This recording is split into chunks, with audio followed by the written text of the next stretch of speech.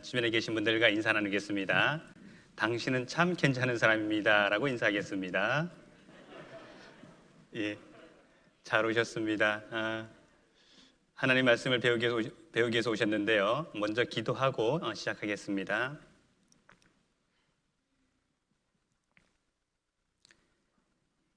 참 좋으신 하나님 감사드립니다.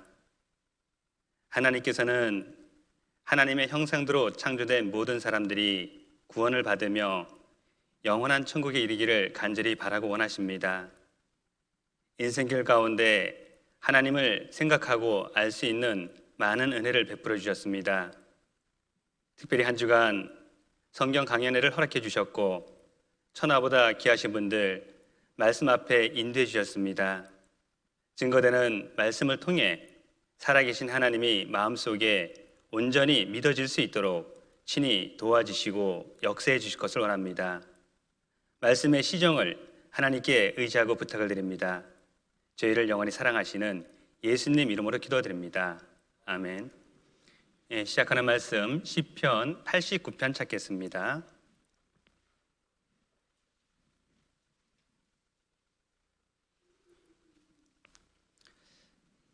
코로나 시대이기 때문에 혼자 또 말씀을 듣는 분들이 계셔서 모든 말씀은 제가 파워포인트를 이렇게 앞에 보여드리겠습니다. 그리고 중요한 말씀은 이렇게 찾도록 하겠습니다. 나이대가 얼마나 단촉한지 기억하소서. 주께서 모든 인생을 어찌 그리 허무하게 창조하셨는지요. 누가 살아서 죽음을 보지 아니하고 그 영혼을 음부의 권세에서 건지리이까. 날씨가 갑자기 쌀쌀해졌죠. 우리나라는 사계절이 뚜렷한 그런 나라인데 최근 들어서는 봄과 가을이 점점 없어지는 그런 계절인 것 같습니다. 여름인가 싶었는데 지난주까지 반팔 입고 다녔는데 어제 갑자기 추워졌죠. 그래서 저도 여름 양복에서 가을 양복으로 바꿔 입고 왔습니다. 어쨌든 우리나라가 이렇게 이제 좋은 나라인데요. 그 구원 받기 전에 가을이 되면은 떨어지는 낙엽을 보면서 한동안 방황했던 그런 시절도 있었습니다. 떨어지는 낙엽을 이렇게 보면은 내 인생도 고생하다가 언젠가 떨어져 죽겠구나. 쓸쓸함도 이렇게 느꼈던 것 같고요. 그때는 하나님을 모르는 시절이기 때문에 친구들과 어울려가지고 소주잔도 이렇게 기울이면서 인생을 감히 논하기도 했던 것 같습니다. 그러다가 생각이 완전히 바뀌어졌는데요. 사실은 저는 이제 직장에 이렇게 다닐 때 직장 상사가 2년 정도 이렇게 말씀을 전했습니다. 말씀 듣는 것이, 교회당 가는 것이 죽기보다 싫었습니다. 정말 왜 그렇게 싫은지 몰라요. 왜냐하면은 성경 모른다고, 하나님 알지 못한다고 인생을 살아가는 데 있어서 불편한 건 없었던 것 같습니다. 돈이 없어서 불편했지. 그렇죠? 그래서 정말 성경에 대해서 배우고 싶은 마음은 1도 없었습니다.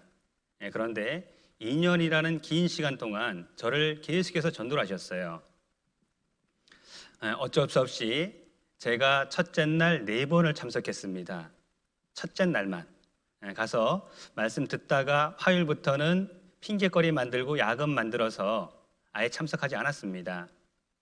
2년이 지났는데 직장 상사께서 저희 가족을 알고 있었는데 이렇게 말씀하시더라고요. 너가 정말 안 들으니까는 집사람 좀 듣게 해야 되겠다. 그런데 양심이 좀 있었어요. 내가 못 들으니까는 집사람이라도 잘 들으면은 인사고과에 약간이라도 도움이 될 것 같았습니다. 그래서 집에 와가지고 이렇게 지점장님께서 말씀을 들어보라고 하니까는 정신 똑바로 차리고 잘 들어라. 빠지지 말고 잘 들어라. 차 일주일 동안 써도 된다. 그렇게 얘기를 하고 말씀을 들었어요.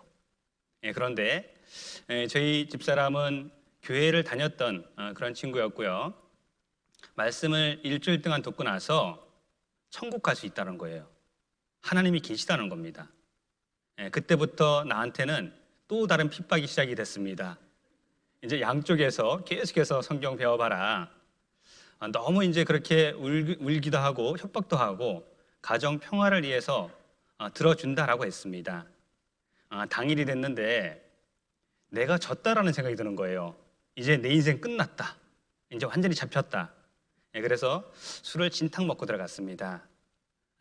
그리고 이제 비디오를 이렇게 보게 됐는데요. 듣는 가운데 하나님이 계신 것 같은 거예요. 그러면 안 되는데, 나 술 먹고 놀아야 되는데. 조금씩 조금씩 믿어지기 시작했고, 그리고 나서 단번에 구원받지는 못했습니다. 좀 머리가 나빠가지고 3번 연속으로 들었습니다. 그리고 나서 천국 갈 수 있는 믿음을 가지게 됐고요. 이제 생각이 많이 바뀐 것 같습니다. 가을철이라서 떨어지는 낙엽을 보게 되면은 예수님이 연상이 됩니다. 나뭇잎이 봄이 되게 되면은 잎사귀를 틔우죠. 여름 내내 엽록소 작용을 하고 나무에게 아주 좋은 것들을 많이 공급합니다. 그리고 추운 겨울이 오게 되면은 나무 가지에서는 나뭇잎으로 가는 수분을 차단합니다. 그 결과 물이 없으니까는 변색되는 겁니다. 그것을 단풍이라고 그러죠. 그리고 떨어져서 최후를 맞이하게 되는데 마치 예수님이 그렇죠. 나를 사랑하셔서 나를 위해 자신의 모든 피화물을 쏟으시고 다 이루었다라고 말씀하시고 십자가에 죽으시고 부활 승천하신 예수님, 낙엽을 보면은 예수님의 사랑이 생각납니다. 이런 뜻깊은 가을인데요. 하나님의 말씀을 배울 수 있는 그런 기회를 주셨어요. 여기 이제 많은 분들이 계신데 정말 자원하는 마음으로, 기쁜 마음으로 말씀 앞에 나오신 분 계셔요? 아니면 저처럼 끌려가서 말씀 앞에 나오셨습니까? 그렇다면은 왜 옆에 계신 분들이 그렇게 강권했을까요?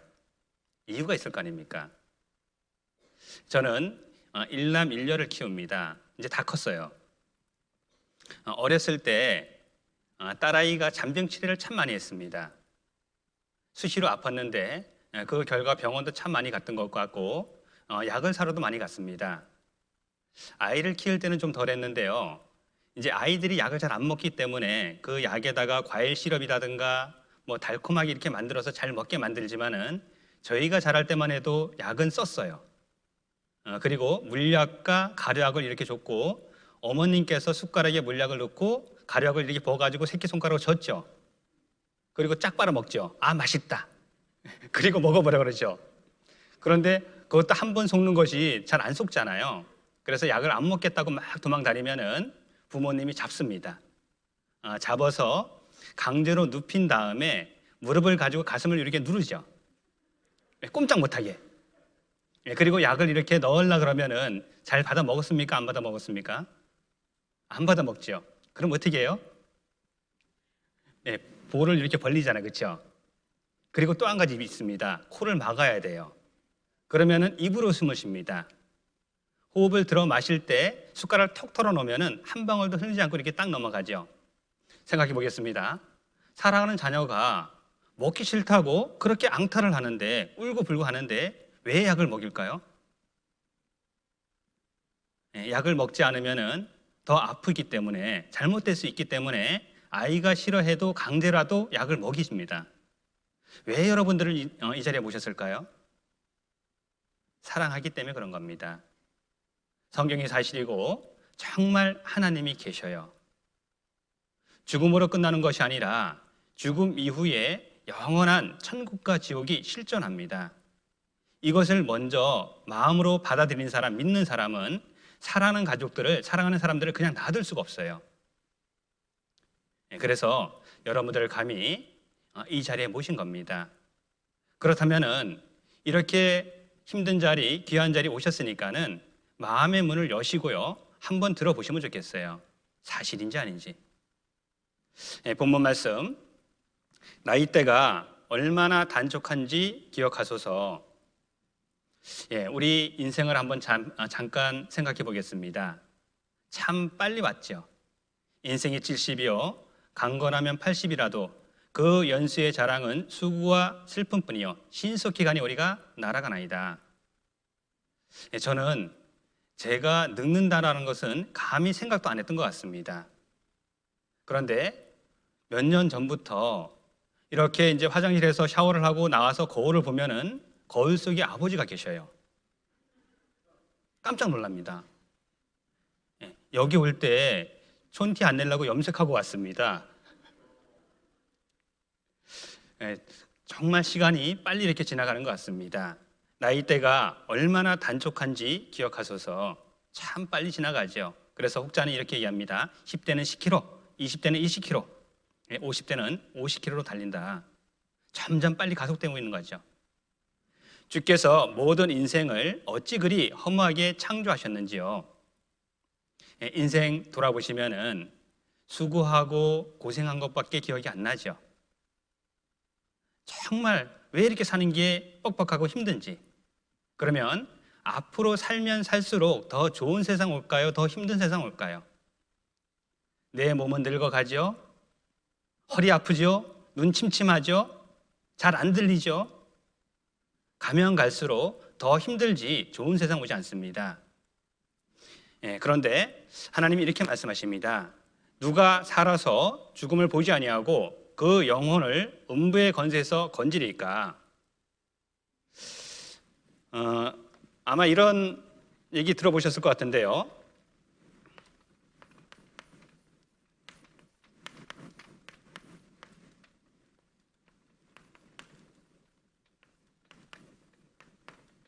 자, 일생이사, 이생일사 들어보셨죠?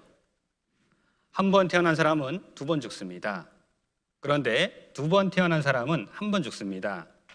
저는 1968년 강원도 평창, 좋은 동네죠?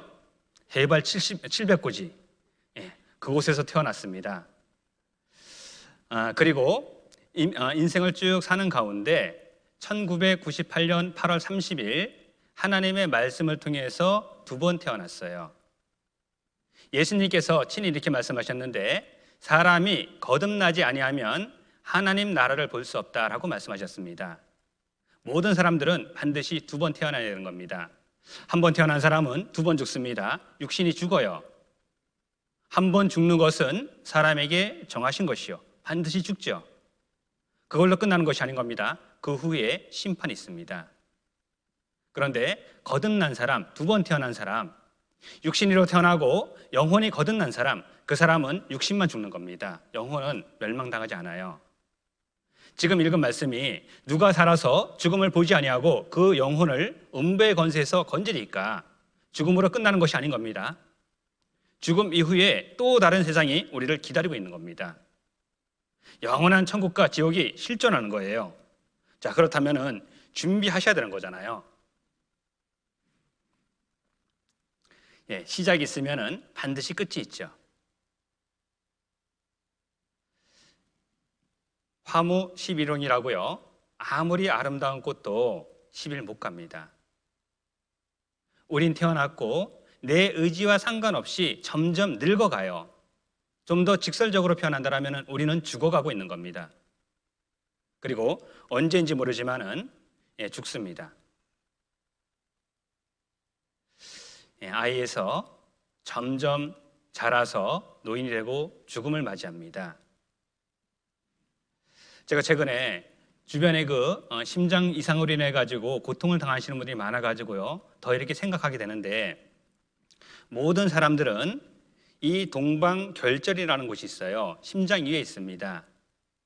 이곳에서 심장이 뛰게끔 전기로 이렇게 전기를 보내주는 겁니다. 그런데 각 사람에게 저장된 남아있는 전기 양이 얼마인지 아무도 몰라요. 즉 쉽게 얘기하면은 사람은 언제 죽을지 모르는 겁니다. 어렸어도 죽을 수 있는 거죠. 어떤 아이가 엄마한테 인생은 워터슬라이드다 이렇게 그림으로 잘 그려서 표현을 해놨어요. 태어났습니다. 우리 여름철에 워터슬라이드 타면은 올라가는 건 참 힘들죠. 올라가서 악 하면 금방 내려왔죠. 이 아이는 친절하게요. 엄마한테 엄마 지금 여기 가고 있대요. 이제 얼마 안 남았다는 거예요. 나는 얼마나 남았을까요? 내 인생은 얼마나 남았을까? 많은 사람들이 인생을 진지하게 생각하지 않아요. 이번 주간 한번 생각해 봤으면 좋겠습니다. 하나님은 친히 이렇게 말씀하십니다. 만민들아 이를 들으라. 세상의 거민들아 귀를 기울이라. 귀천 빈부를 물론하고 다 들을지어다. 하나님께서는 무엇을 해라, 열심히 살아라, 갖다 바쳐라, 그렇게 말씀하지 않으셨어요. 하나님께서는 들으랍니다.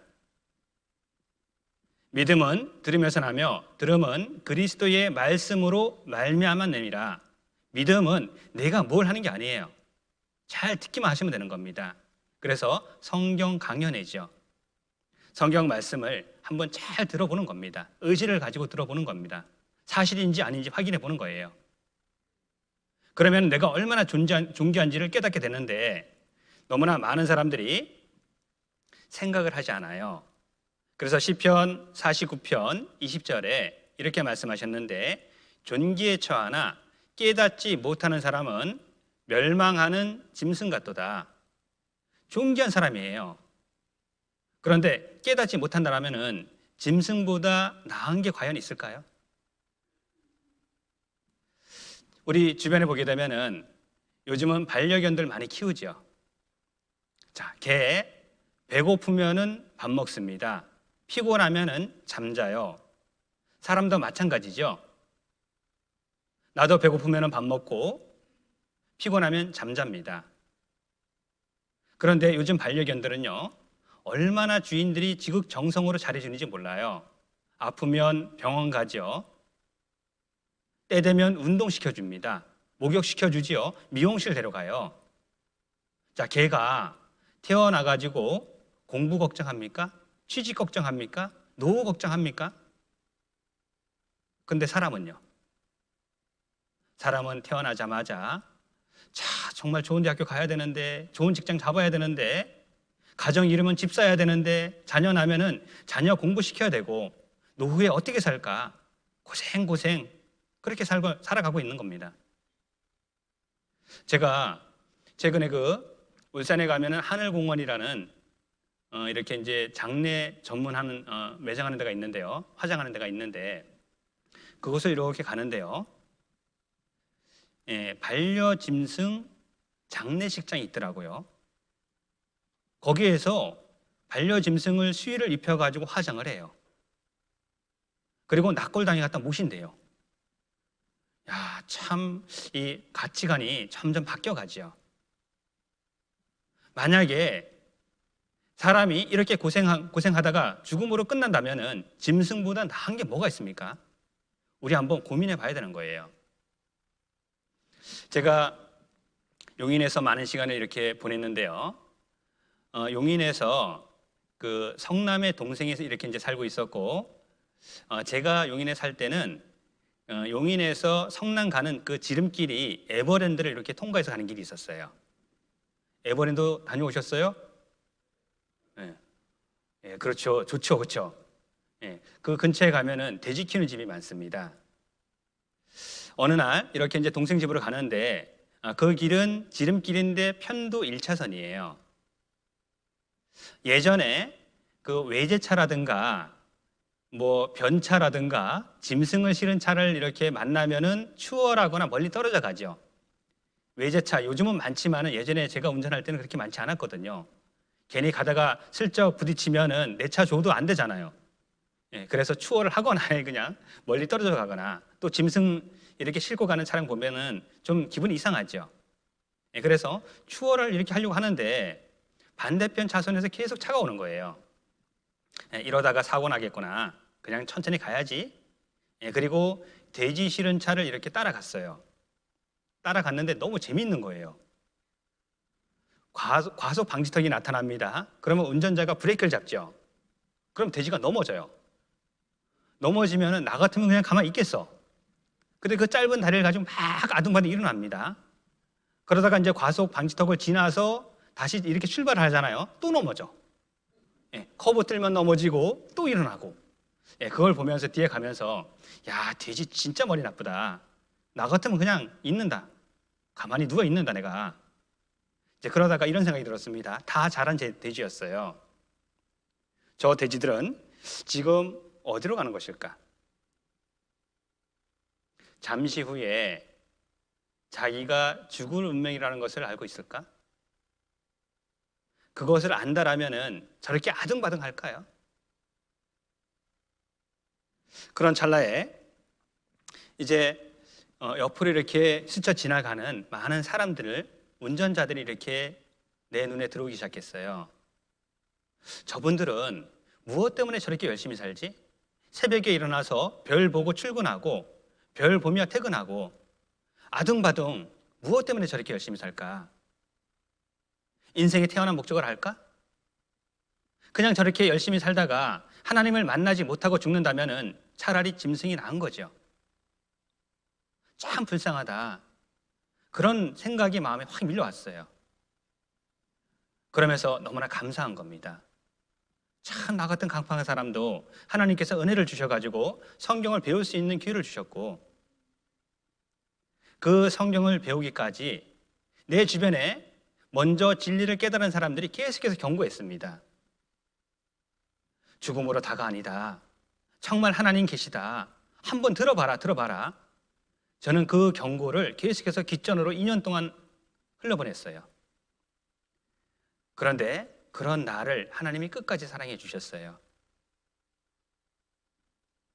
그 경고를 진작 마음에 받아들였다면 더 빨리 행복해질 수 있었는데 그 2년이라는 시간이 너무 아깝게 됐습니다. 우리 인생을 살면서 하나님께서 계속해서 경고하죠. 타이타닉호 다 보셨죠? 들어는 보셨죠? 안 보셨어도. 1912년 4월 14일 영국에서 출항을 했습니다. 미국 뉴욕으로 이렇게 향했습니다. 이 배는 당시에 가장 크고 웅장하고 화려한 배였어요. 이제 출발하고 얼마 안 돼서 계속해서 경고가 들어왔습니다. 북위 42도, 서경 50도 사이에 빙산이 있다. 이것을 타이타닉호 무선 통신사가 받았어요. 그런데 그냥 무시해버렸습니다.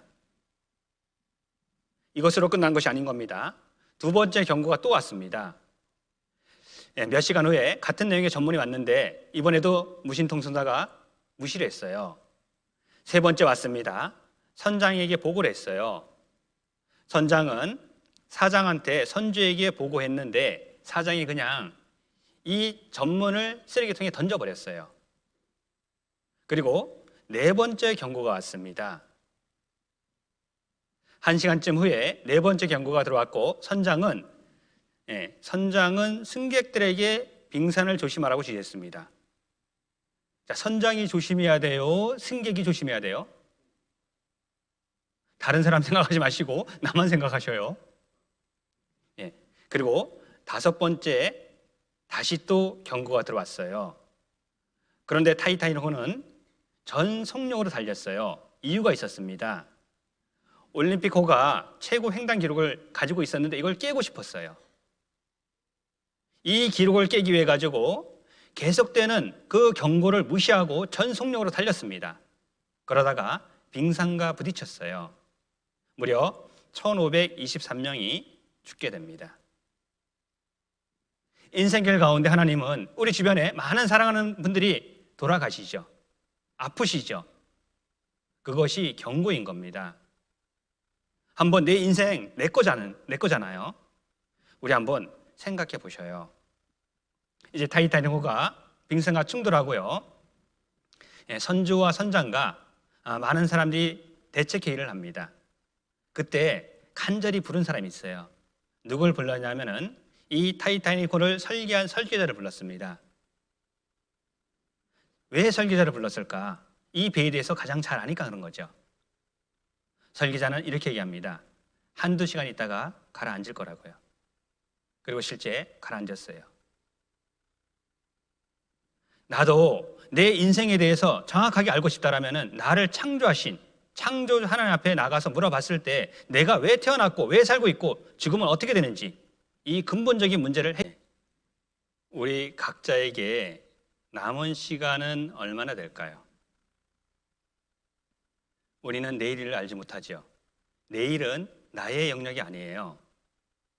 따라서 기회가 왔을 때 반드시 하나님에 대해서 알아봐야 되는 겁니다. 호세아서 6장 3절에 이렇게 말씀하셨는데요. 같이 한번 읽어보겠습니다. 그러므로 우리가 여호와를 알자, 힘써 여호와를 알자. 그의 나오심은 새벽빛같이 일정하니 비와 같이 땅을 적시는 늦은 비와 같이 우리에게 임하시리라 하리라. 우리가 힘을 써가지고요, 정말 나한테 있는 모든 것을 총동원해서 성경이 사실인지 하나님이 계신지 안 계신지, 죽음으로 끝나는 것인지 죽음 이후에 내세가 있는지 확인해 봐야 되는 겁니다. 확인해 보시고 사실이면 믿으면 되는 겁니다. 사실이 아니면 마음 편하게 믿지 않으셔도 되는 거죠. 히브리서 11장 말씀을 한번 찾아보겠습니다.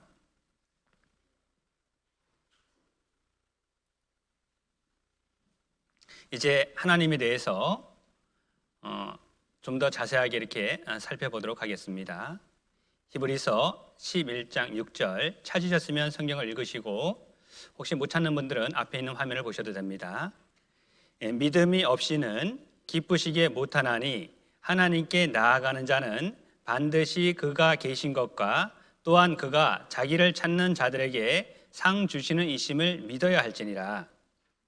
하나님을 믿지 못하는 가장 큰 이유, 저도 구원받기 전에 그렇게 표현했습니다. 하나님 있으면 나와보라 그래.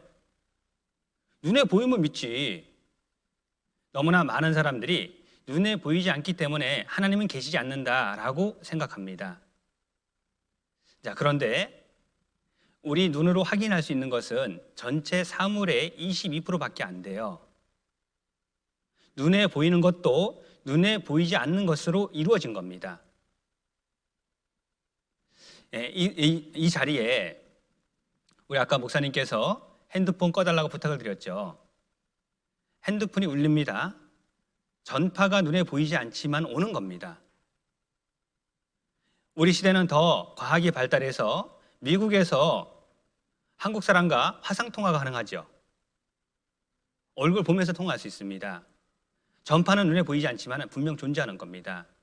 이 대강당 안에는 산소가 있어요. 우리가 호흡을 합니다. 그것을 통해서 눈에 보이지 않지만 산소가 있다는 걸 알게 되는 겁니다. 부모 자식 간에는 사랑이 있습니다. 믿음이 있어요. 눈에 안 보입니다. 그런데 분명 존재해요. 오히려 눈에 보이지 않는 것이 훨씬 더 중요한 겁니다. 하나님은 우리 눈에 보이지 않아요. 하지만 계십니다. 증거가 있습니다. 디모데전서 6장에 이렇게 말씀하셨는데요. 기하기 이르면 하나님이 그의 나타내심을 보이시리니 하나님은 복되시고 홀로 한 분이신 능하신 자이며 만왕의 왕이시며 만주의 주시오 오직 그에게만 죽지 아니함이 있고 가까이 가지 못할 빛에 거하시고 아무 사람도 보지 못하였고 또 볼 수 없는 자신이 그에게 존귀와 영원한 능력을 돌릴지어다. 아멘. 하나님은 눈에 보이지 않습니다. 하지만 존재합니다. 이것을 저는 증거할 거예요. 눈에 보이지 않지만 하나님이 계신다라는 것을 증거할 겁니다. 이제 말씀 앞에 계신 모든 분들은 자기의 모든 것을 총동원해서 정말 하나님이 계신지 안 계신지 확인해 보셔야 되는 거죠. 자, 저하고 하나님이 계시다, 계시지 않다 내기를 한다라면은 어느 쪽에 걸겠습니까? 한번 고민해 보셔요. 계신 쪽에 걸래요? 계시지 않는 쪽에 걸래요? 확률은 5대 5입니다. 파스칼, 계산기, 전자계산기를 발명한 파스칼이요, 이렇게 설명을 했습니다. 하나님이 계시다, 하나님이 계시지 않다. 이제 그렇게 믿고 살았다라는 두 사람이 있다고 가정을 해보겠습니다. 하나님이 계신 쪽을 믿었고 계시지 않는 쪽을 믿었습니다. 죽었는데 하나님이 계신 경우와 하나님이 계시지 않는 경우 두 가지 경우가 있겠죠. 확률은 5대 5니까. 일단 하나님이 죽었는데 계신 겁니다. 하나님이 계시다라는 것을 믿고 산 사람은 천국이죠. 그런데 하나님이 없다라고 생각하고 산 사람은 영원한 지옥인 겁니다. 이제 하나님이 계시지 않은 것도 한번 생각해 보겠습니다. 하나님을 믿고 살았는데 죽었는데 하나님이 안 계셔요. 이 사람 오히려 하나님으로 인해 가지고 사는 날 동안 마음 편하게 의지하고 살았습니다. 손해본 거 없는 거죠. 자, 하나님이 없다라고 생각했습니다. 죽었는데 하나님이 안 계셔요. 그렇다고 해서 이 사람이 이득 본 거 있습니까? 없죠. 결론은 뭐냐 하면은 그냥 내기를 한다 할지라도 하나님을 개신적으로 선택하는 사람이 현명한 사람인 겁니다. 그냥 내기만 해도. 그런데 내기하는 것이 아니라 하나님이 계신 걸 증거해 드릴 거예요. 우리는 확인해 보면 되는 겁니다. 하나님은 빛이십니다. 우리가 저에게서 듣고 너에게 전하는 소식이 이것이니 곧 하나님은 빛이시라. 또 하나님은 영적인 존재예요. 하나님은 영이시니 영은 눈에 보이지 않습니다. 그런데 하나님의 성품 중에 또 하나가 하나님은 사랑이십니다. 그래서 하나님께서 친히 나타나셨어요. 사람이 눈으로 하나님을 만날 수 없기 때문에, 볼 수 없기 때문에 하나님께서 친히 나타나셨습니다. 어떻게 나타나셨냐? 욥기서 이렇게 말씀하셨는데, 내가 하나님의 오미를 어찌 능히 측량하며 젖는 자를 어찌 능히 온전히 알겠느냐? 사람은 하나님을 볼 수 없기 때문에 하나님이 계신지 안 계신지 몰라요. 그래서 하나님께서 친히 나타나셨습니다. 계시하셨어요. 계시는 이 무대가 있으면 커튼이 쳐져 있다가 커튼을 이렇게 제치면 제 얼굴이 나타나죠. 하나님 스스로 이렇게 나타내 보이신 겁니다. 어떻게 나타나셨냐면은 양심으로 나타나셨어요. 이는 하나님을 알만한 것이 저희 속에 보임이라 하나님께서 이를 저희에게 보이셨느니라. 하나님을 알만한 것이 저희 속에 보임이라. 짐승과 사람의 차이는 짐승은 기도하지 않습니다. 사람은 아무리 못 살아도 미개하게 살아도 신을 찾습니다. 왜냐하면 하나님께서 양심 가운데 하나님을 찾는 마음을 넣어주셨기 때문에 그런 거예요. 그리고 하나님께서는 우주 만물을 통해서 나타나셨습니다. 창세로부터 그의 보이지 아니하는 것들 곧 그의 영원하신 능력과 신성이 그 만드신 만물에 분명히 보여 알게 되나니 그러므로 저희가 핑계치 못할지니라. 우연히 저절로 될 수 있는 게 없어요. 자세히 살펴보면은 풀잎 하나에도 대우주가 있는 겁니다. 하나님은 하나님을 증거하기 위해서 한 민족을 선택했습니다. 이 민족의 역사를 성경에 처음부터 끝까지 다 기록해 놓으셨어요. 순종하면 복을 내리고 불순종했을 때 저주를 내린다.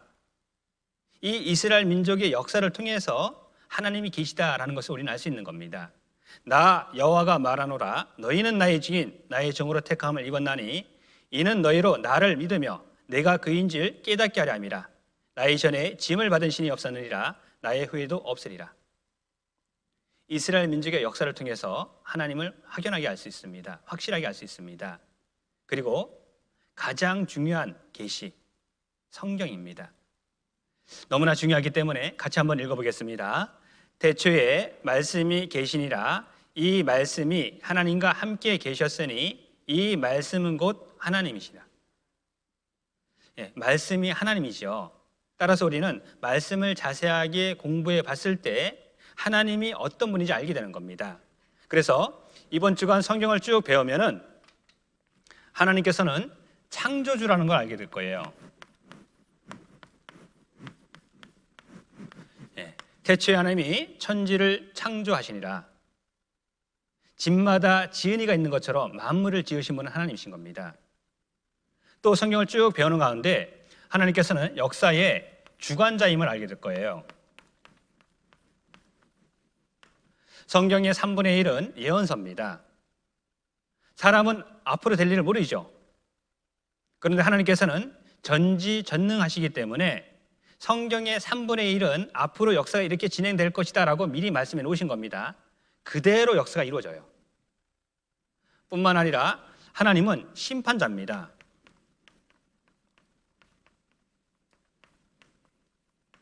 성경은 심판의 연속입니다. 에덴 동산 아담과 하와가 범죄하자 하나님이 심판하셨습니다.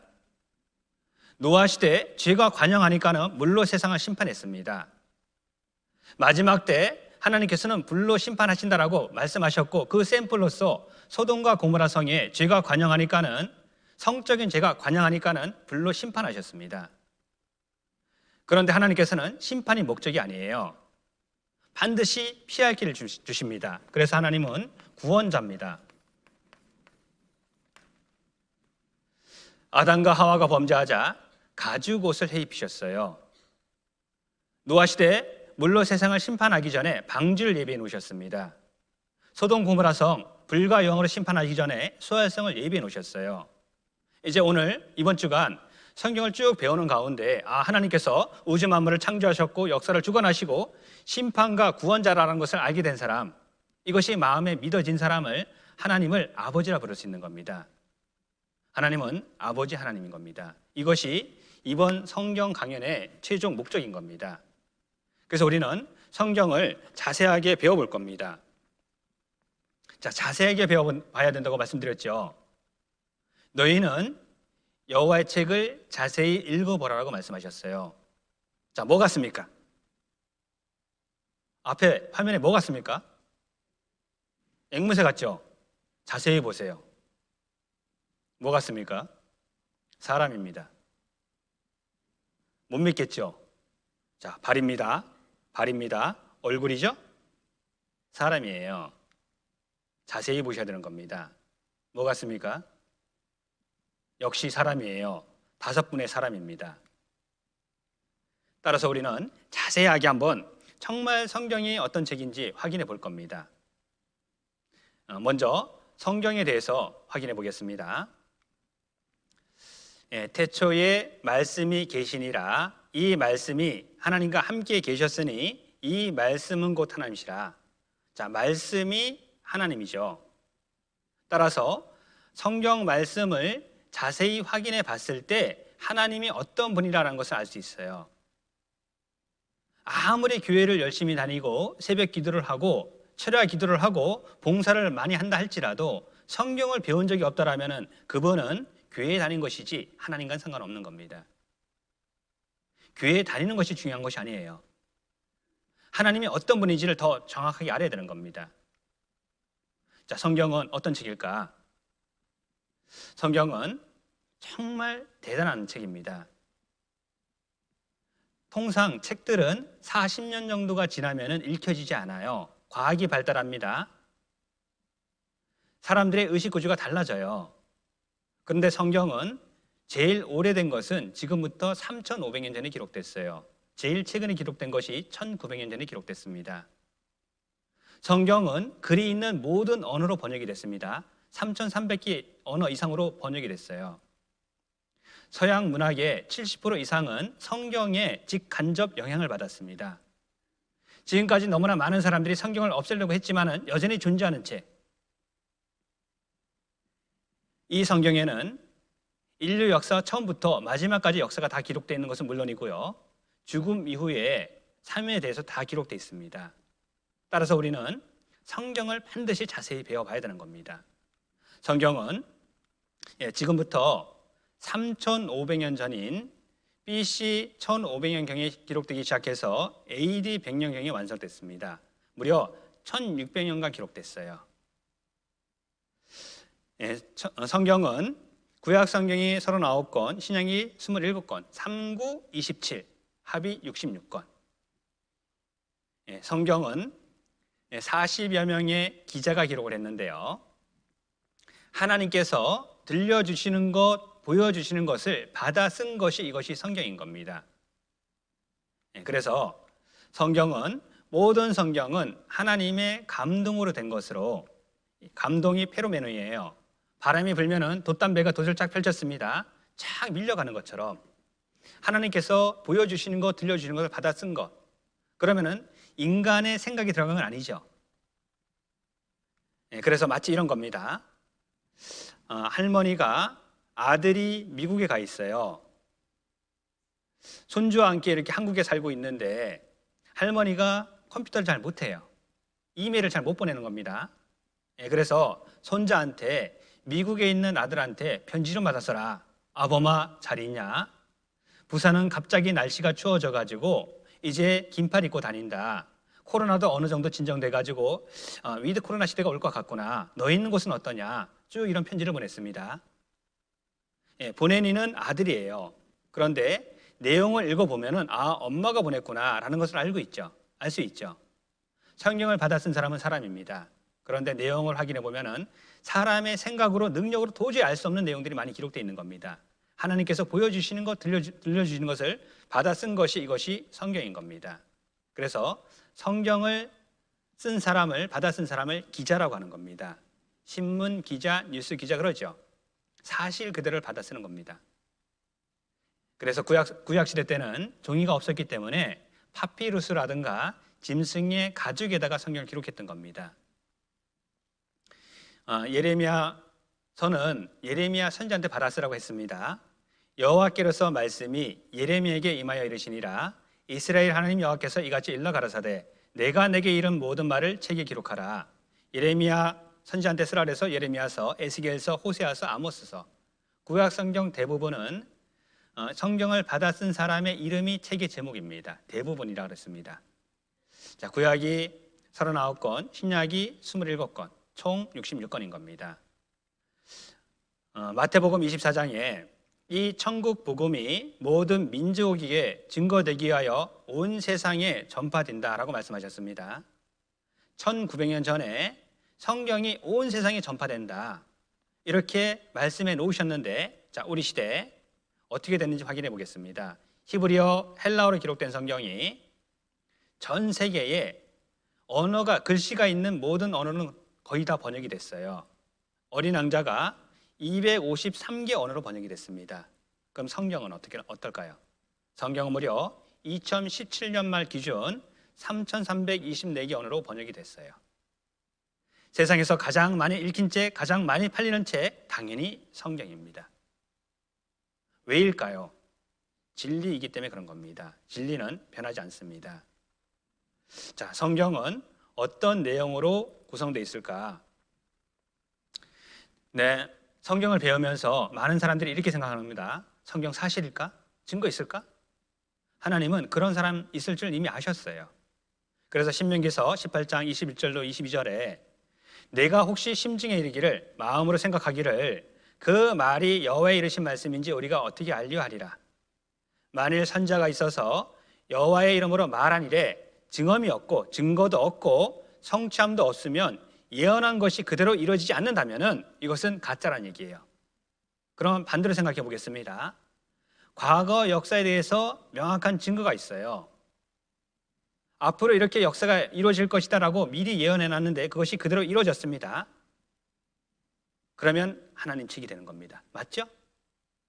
그래서 우리는 이제 목요일까지 과거에 어떤 사건들이 기록되어 있고 어떤 증거들이 있는지 확인해 볼 겁니다. 앞으로 될 일이 어떤 말씀이 예언되어 있고 우리 시대에 어떻게 이루어졌는지 어떤 증거가 있는지 확인해 볼 거예요. 그래서 확실한 증거가 있다라면은 눈에 보이지 않는 하나님은 100% 계신 겁니다. 성경 100% 사실인 거예요. 죽음으로 끝나는 것이 아니라 죽음 이후에 내세도 있는 겁니다. 자, 미국은 기독교 위에 건설된 나라예요. 그런데 미국의 역대 가장 유명한 대통령, 존경받는 대통령, 그들은 이렇게 얘기합니다. 제1대 조지 워싱턴, 성경이 없이는 미국을 다스릴 수 없다. 3대 제퍼슨입니다. 미국은 성경 위에 서 있다. 루즈벨트, 경제 대공황을 벗어나게 한 분이죠. 온전히 살고자 한다면 반드시 성경을 배워야 한다. 링컨은 잘 알 겁니다. 하나님이 인간에게 주신 가장 귀한 선물은 성경이다. 따라서 우리는 확인해 보는 겁니다. 미국은 지금도 대통령 취임 선서를 할 때에 성경에 손을 얹습니다. 성경대로 나라를 다스리겠습니다. 조 바이든 대통령은 마찬가지죠. 욕심이 좀 있었나 봅니다. 트럼프는 2권에다 얹었는데요. 이분은 큰 거에다 얹었죠. 그리고 지금까지요. 너무나 많은 사람들이 성경을 없애려고 했어요. 디오클레티안 황제는 성경을 압수해서 불태워버렸습니다. 볼테르는 성경은 폐기된 책이다 라고 주장했습니다. 무신론자죠. 토마스 페인은 앞으로 100년 이내에 성경은 한 권도 없을 것이다. 그런데 이 사람이 폐인됐어요. 성경은 여전히 존재합니다. 또 많은 사람들이 이렇게 생각했던 겁니다. 성경은 후대의 몇몇 사람들이 의해서 이거 고쳤다. 왜냐하면 너무나 정확하거든요. 그런데 이 모든 것들도 하나님께서 때가 되니까는 아니라는 것을 입증해 주셨어요. 1947년 쿰란 동굴에서 기원전 150년경에 성경이 발견됐어요. 이 성경이 발견되기 전에는 AD 900년 마스라 사본이 제일 오래된 거였습니다. 이것이 발견됨으로 인해서 사본 역사를 1000년을 앞당긴 겁니다. 이 발견된 성경과 우리가 보는 성경을 비교했습니다. 글자 하나 틀리지 않고 딱 똑같습니다. 따라서 성경은 누가 후대에 고친 것이 아니다라는 것이 확연하게 밝혀진 겁니다. 이것이 성경에 발견된 쿰란 동굴이에요. 성경이 후대에 몇몇 사람들에 의해서 고쳐진 것이 아닌가 하는 의혹이 불식된 겁니다. 이 성경은 너무나 중요하기 때문에 이스라엘 박물관, 지하 박물관에 원자폭탄이 떨어져도 파괴되지 않습니다. 그런 완벽한 곳에 지금 보존해 있습니다. 우리나라에 수년 전에 한번 용산에 왔다 갔습니다. 어쨌든 성경은 진리고요. 자, 앞에 보이는 서울시 지도인데 뭐 같습니까? 빨간색 있는 거. 이것이 교회의 숫자예요. 편의점보다 많습니다. 정말 아파트 옥상에서 이렇게 보면요, 십자가밖에 안 보이는 것 같아요. 그 정도로 많습니다. 교회 다니는 사람 참 많죠. 그런데 한번 고민해 보겠습니다. 자, 미국 사람들 82%가 하나님을 믿는다라고 해요. 이제 고등학생들에게 질문했습니다. 소돔과 고모라는 뭐니? 부부 아니에요? 그러면 믿는다는 거예요? 믿지 않는다는 거예요? 네, 타이틀은 있어요. 종교, 기독교. 내용은 하나도 몰라요. 이건 믿는 게 아닌 겁니다. 우리 주변에 보게 되면은 교회 다니는 사람도 참 많습니다. 그런데 성경의 내용을 전혀 몰라요. 그냥 교회에 다니는 것이지 하나님 믿는 게 아닌 겁니다. 네, 나는 진짜일까 가짜일까? 나는 그냥 성경책 끌고 마음의 위안 얻기 위해 가지고 주일날 교회당만 왔다 갔다 하는 것인가? 정말 하나님을 믿는 것인가? 우리 한번 고민해 봐야 되는 겁니다. 너희가 믿음에 있는가? 너희 자신을 시험하고 확증하라. 한번 내가 확인해 봐야 되는 거죠. 성경은요, 모든 사람들을 위해 가지고 쓰신 겁니다. 교회당 다니는 사람을 위해서 쓴 게 아니에요. 교회에 나오는 분을 위해서 쓴 게 아닌 겁니다. 모든 사람이에요. 따라서 여기에 있는 모든 분들은 정말 성경을 철저하게 한번 확인해 봐야 되는 겁니다. 그리고 사실이면 믿으면 되는 거예요. 예수의 제자 중에 도마는 의심이 많았습니다. 사흘 만에 부활한 예수를 만난 다른 제자들이 그 소식을 전했을 때도 그는 의심했던 것이죠. 내가 그의 손에 못자국을 보며 내 손가락을 그 못자국에 넣으며 내 손을 그 옆구리에 넣어보지 않고는 믿지 아니하겠노라. 16세기 이탈리아 화가 카라바조의 작품 의심하는 도마에는 이러한 장면이 생생하게 담겨 있습니다. 도마는 두렵고도 떨리는 표정으로 예수의 몸에 손가락을 넣었고 다시 살아난 스승 앞에서 눈물을 흘렸습니다.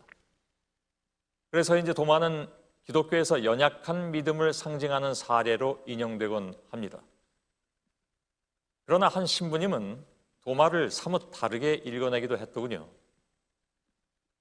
그는 예수께 충실했고 그러면서 탐구심이 강한 사람, 맹신하는 것보다 의심하고 질문하는 것이 오히려 좋은 믿음으로 이어질 수 있다. truth.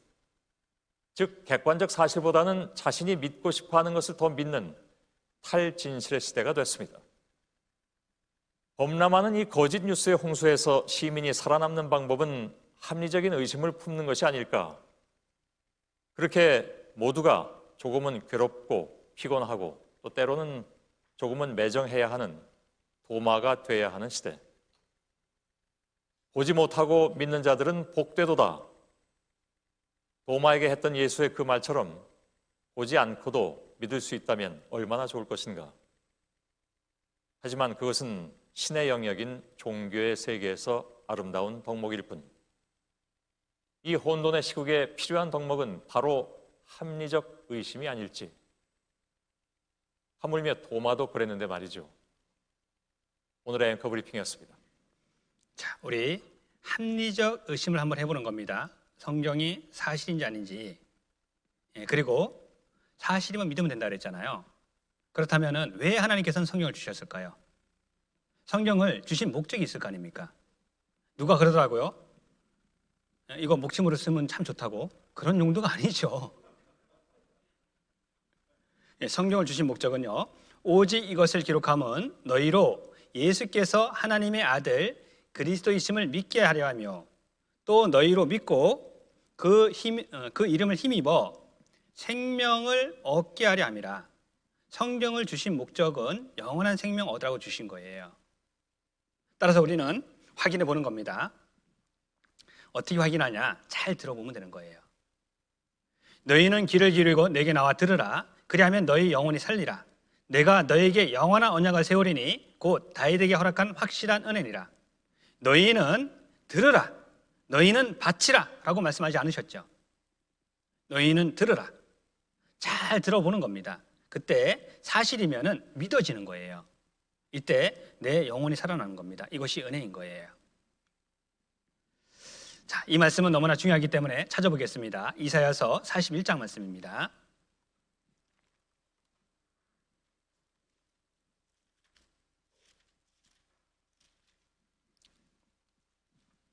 이사야 성경 41장 21절로 24절입니다.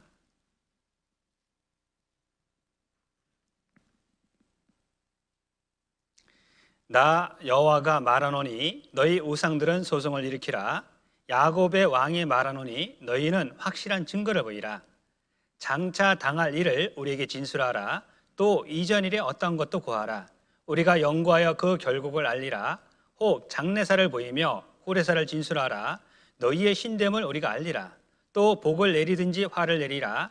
우리가 함께 보고 놀라리라. 과연 너희는 아무것도 아니며 너희 일은 허망하며 너희를 택한 자는 가증하니라. 하나님께서 친히 우상들에게 소송을 한번 일으켜라. 네가 진짜 신이냐? 그러면 증거 한번 보여봐라. 하나님이 우둔하고 무지한 나를 위해서 우상들에게 소송을 친히 걸었습니다. 진짜 신이면은 확실한 증거를 보여봐라. 어떤 증거냐? 장차 당할 일을 우리에게 진술하래요. 앞으로 될 일 한번 얘기해봐라. 이전 일에 어떤 것도 고하라. 과거 역사 한번 얘기해봐라. 너가 진짜 신이면은 한 민족을, 한 나라를 선택하고 계약을 맺고 계약대로 순종했을 때 복을 내리고 불순종했을 때 저주 내려야 된다. 이것이 진짜 신의 조건인 겁니다. 우리나라도 법원에 가면은 증거주의를 채택하고 있어요. 자, 법원에 판사 앞에 이렇게 갔습니다. 목소리 크다고 이길까요? 증거가 있어야 이길까요? 증거 있어야지 이기는 겁니다. 어떤 사람이 아주 못된 짓을 했어요. 심증은 가요. 그런데 물증이 없습니다. 구속시킬까요? 못 시킬까요? 못 시켜요. 사이먼 그린리프라는 유대인 법률 교수가 있습니다. 아주 유명한 분이셔요. 증거가 없으면 믿지 말라는 거예요. 당연한 거죠. 반드시 증거가 있어야 되는 겁니다. 이 부산의 유명한 산이 백양산인가요? 몇 미터예요? 모르죠. 저는 알아요. 642m입니다. 못 믿겠나 봐요. 제가 보여드릴게요. 자, 백양산 642m 맞죠? 아주 오래전에 어떤 사람이 백양산 정상을 딱 등정을 했습니다.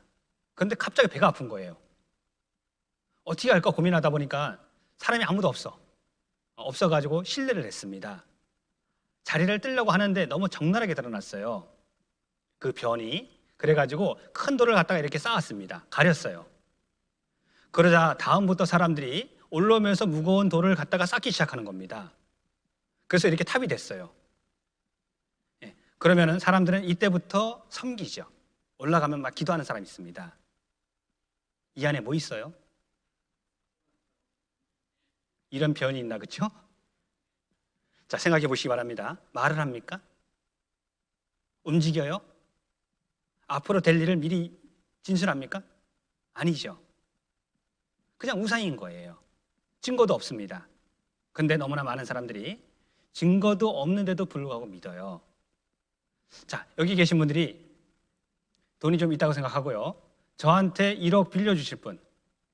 이래봬도 목사잖아요. 안 빌려줄 거예요? 왜 안 빌려줘요? 네, 저한테 빌려주면 돌려받을 가능성이 없을 수도 있죠. 그래서 우리는 확실한 은행에 예금을 합니다. 은행은 100% 돌려받을 수 있는 안전장치가 있기 때문에 그런 거예요. 결혼할 때 이 남자가 나를 사랑하는지 우리는 확인하고 또 확인하고 결혼해도 후회하죠. 그렇다면요, 내 영혼을 맡기는 거예요. 그냥 대충 믿어요? 무조건 믿어요? 그래서는 안 되는 거죠. 나의 영원한 운명을 맡기는 겁니다. 우린 확인해 봐야 되는 겁니다. 철저하게 확인해 봐야 되는 거예요. 이제 목요일까지 여기 계신 말씀을 듣는 모든 분들은 부산지방법원 부장판사님이십니다. 부장판사님, 아이고, 잘 부탁드립니다. 자, 판사는 판결을 내리기 전에 그 사건의 개요부터 증거까지 철저하게 확인할까요, 안 할까요? 그리고 확실한 증거가 있을 때 유죄, 무죄라는 판결을 내립니다. 맞죠? 자, 판사가 판결 내릴 때 조는 사람 봤어요, 못 봤어요? 그런 사람은 없죠.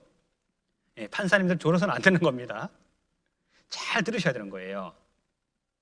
잘 듣고 판결을 내려야 되는 거예요. 제가 고향이 강원도 평창이라 그랬잖아요. 겨울철이 되면은 간식이라고는 고구마밖에 없었어요. 고구마.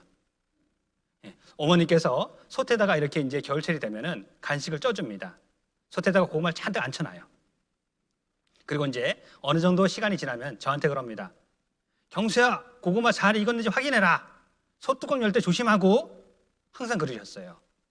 그럼 가서 조심스럽게 엽니다. 고구마 익었는지 안 익었는지 확인하는 방법. 젓가락 가지고 제일 큰 거 하나만 딱 찔러보면 돼. 쑥 들어가다가 잘 안 들어가. 이거 아직 안 익은 거예요. 근데 잘 들어가. 그럼 나머지 다 확인해요? 그러진 않죠. 성경 강연에도 마찬가지인 겁니다. 굵직굵직한 사건들, 이거 확인해 볼 겁니다. 어떤 증거가 있는지. 10분 쉬고 확인하겠습니다.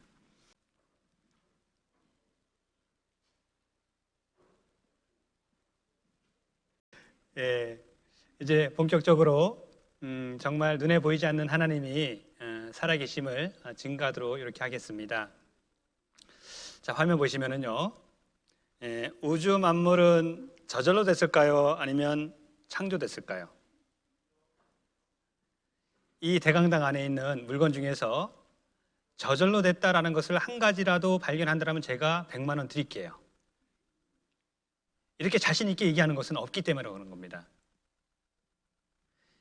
하나님께서는 친히 이렇게 말씀하셨는데, 태초에 하나님이 천지를 창조하시니라. 맨 처음에 하나밖에 없는 신께서 우주와 땅을 크리에이트, 무에서 유로 창조하셨다. 메이크가 아닌 겁니다. 있는 재료를 가지고 만든 게 아닌 거예요. 이것이 세계 팬클럽에서 뽑은 가장 유명한 그런 문구예요. 정말 하나님께서 우주 만물을 창조하셨다라면 증거가 있어야 되는 겁니다. 집마다 지은이가 있으니, 자, 이 부산교회에 누군가 설계하고 건축했습니다. 그렇지 않으면 저절로 될 수가 없는 거예요. 마찬가지로 만물을 지으신 이는 하나님이시다. 우주 만물 우연히 저절로 된 것이 아니라 하나님께서 지으셨다. 그렇게 말씀하고 있는 겁니다. 그렇다면 증거가 있어야 된다고 말씀드렸잖아요. 자, 이게 뭐 같습니까? 부산 시민의 제가 실력을 한번 이렇게 알아보겠습니다. 이거 뭐 같아요? 알람 시계. 누가 그랬어요? 저 커피 한 잔 사주세요. 맞았습니다. 자, 이 알람 시계는요, 맞춰놓은 시간이 되면은 이 프로펠러가 공중으로 납니다. 그러면 일어서서 나서 입을 박차고 나와가지고 프로펠러를 잡아가지고 꽂아야지 멈춰요. 도저히 안 깰 수 없는 겁니다. 자, 누군가가 목적을 가지고 만들었죠. 확실한 목적을 가지고 만든 겁니다. 그러면 우리가 살고 있는 지구는 어떨까? 내가 땅에 기초를 놓을 때에 내가 어디 있었느냐? 내가 깨달아 알았거든 말할지니라. 누가 그 도량을 정하였는지 누가 그 준승을 그 위에 띄었는지 네가 아느냐. 도량은 무게입니다. 준승은 거리예요. 하나님께서는 우리가 살고 있는 태양계도 조금만 깊게 생각해 보면은 목적을 가지고 창조하셨다라는 것을 알 수 있는데요. 자, 태양이 있습니다. 자, 지구가 있고요. 달이 있습니다. 지구와 태양의 거리가 1억 5천만 킬로미터예요. 그러면 우리는 감이 안 오죠. 얼마나 먼 거리인지 감이 안 옵니다. 얼마나 먼 거리냐면은 KTX가 평균 시속이 240이에요. 이 240으로 71년을 가야 하는 거리예요. 어마어마하죠. 자, 아기가 태어났습니다. 응애 70년 지났어요. 할아버지 됐어요.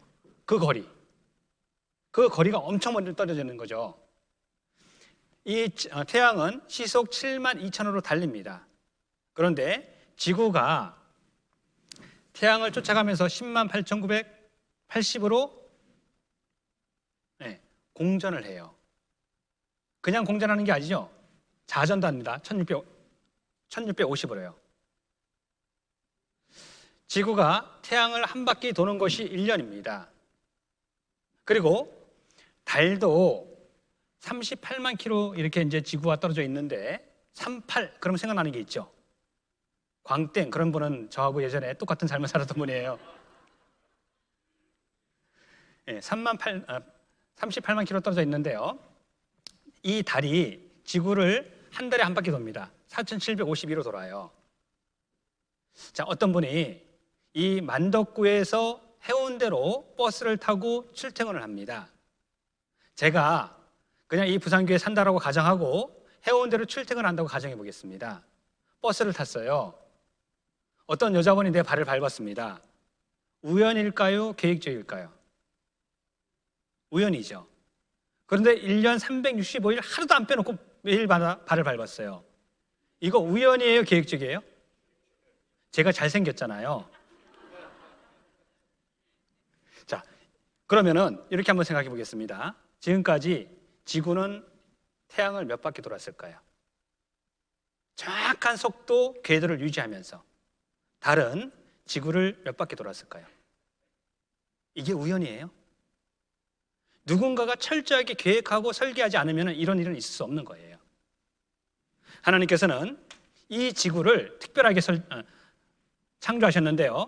이사야서 45장 18절 말씀에 여호와는 하늘을 창조하신 하나님이시며 지구 땅도 조성하시고 견고케 하시되 헛되이 창조치 아니하시고 사람으로 거하게 지으신 자신이라. 그 말씀에 나는 여호와라 나 외에 다른 이가 없느니라. 하나님께서 특별한 목적을 가지고 설계하시고 창조하신 거예요. 지구는 마찬가지인 겁니다. 지구는 특별하게 하나님의 형상대로 창조된 나를 위해서 특별히 설계해 놓으신 거예요. 태양계를 이렇게 살펴보게 되면은 자, 수금지와 목토 천해명이죠. 그런데 나머지 별들은 20일 궤도에 뭐냐면은 타원형으로 이렇게 태양을 돕니다. 그런데 지구는 정원 궤도예요. 똑같은 원을 그리면서 지구를 돌고 있는 거예요. 태양은 돌아요. 이게 왜 중요할까? 만약에 타원형으로 된다라면은 가까운 데 있을 땐 타 죽는 겁니다. 멀리 있을 땐 얼어 죽는 거죠. 이거는 철저한 계획이 아니면은 이렇게 만들어질 수 없는 거예요. 그래서 라이프준이라는 이 궤도를 정확하게 유지하면서 지구는 태양을 돌고 있는 겁니다. 설계되어 있는 거죠. 자, 뿐만 아니라 지구의 위치도 그런 거고요.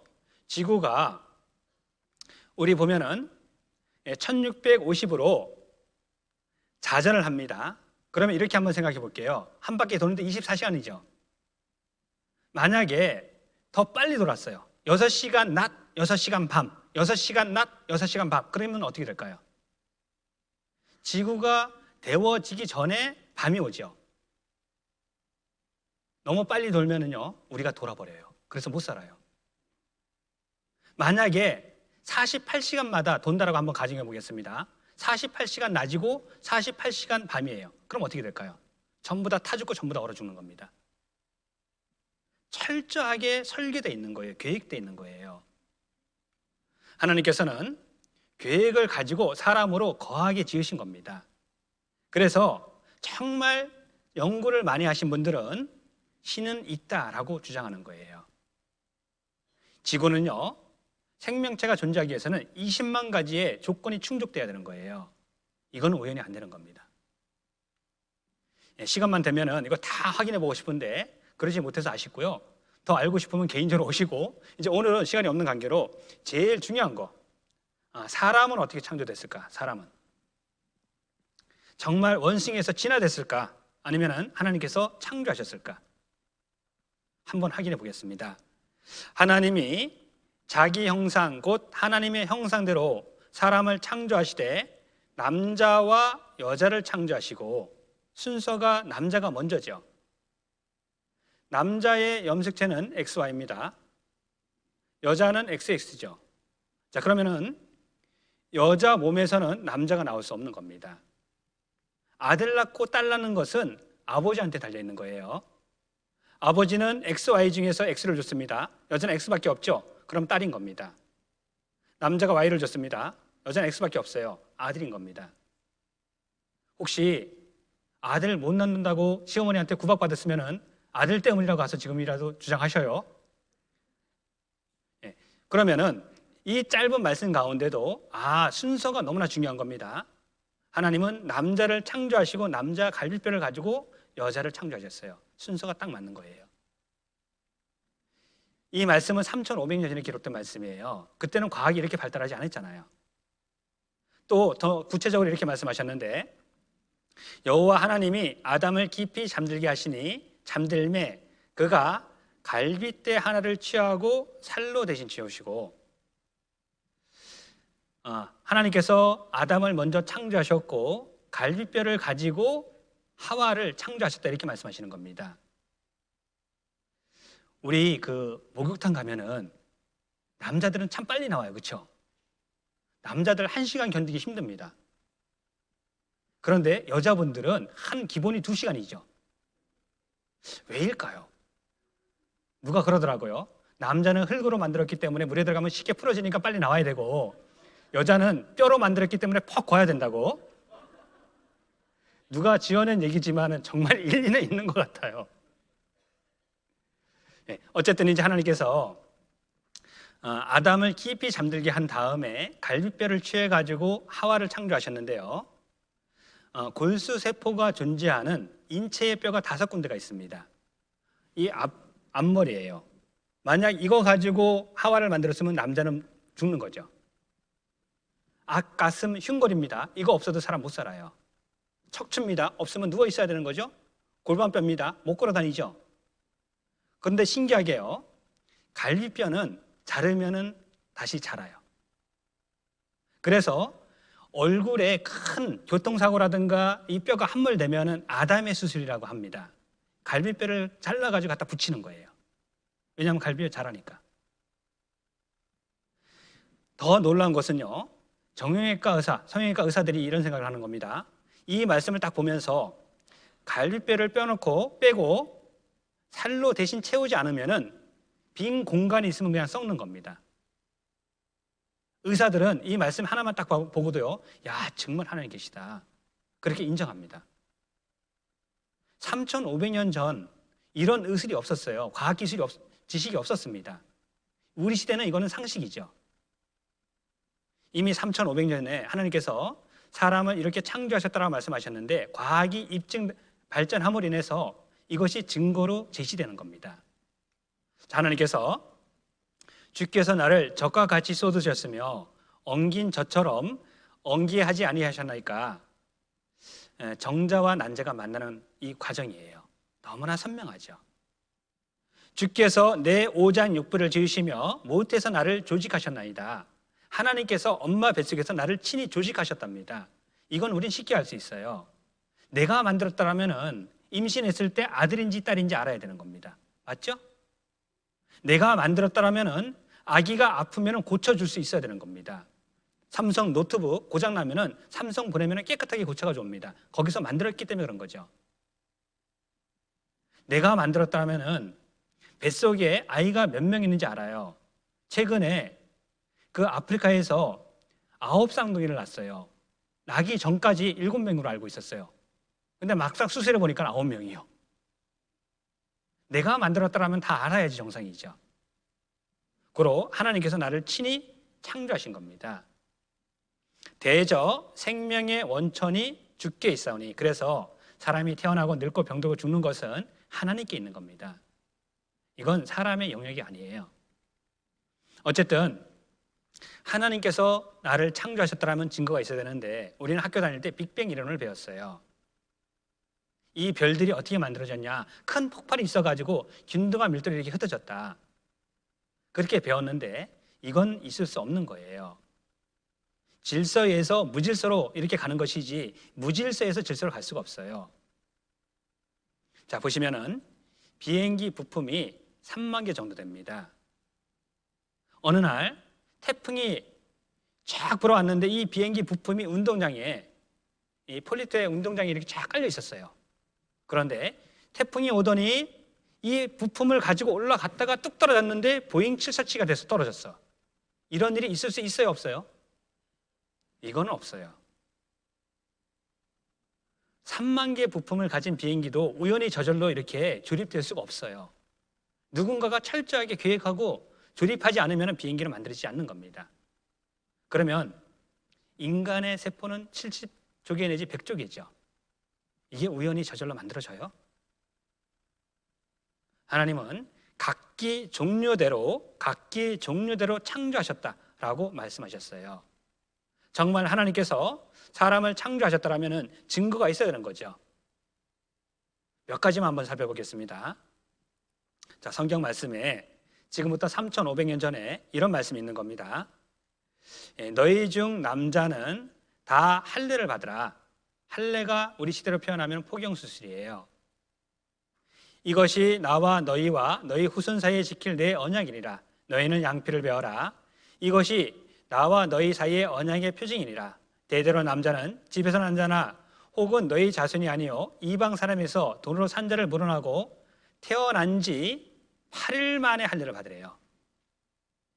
자, 아기가 태어났습니다. 8일 됐어요. 갓난아기죠. 왜 이때 할례 수술을 받으라고 했을까? 이 말씀은 3,500년 전이고 이때 당시의 의술은 지혈제가 없어요. 사람은 피를 많이 흘리면 죽습니다. 이제 과학이 발달하다 보니까는 왜 하나님께서 8일 만에 할례를 받으라라고 했는지 밝혀졌어요. 유대인 안에 자궁암이 극히 적고요. 또 왜 이제 그 8일째 할례를 받냐면은 혈액 응고 인자가 8일째 되는 날 제일 많은 거예요.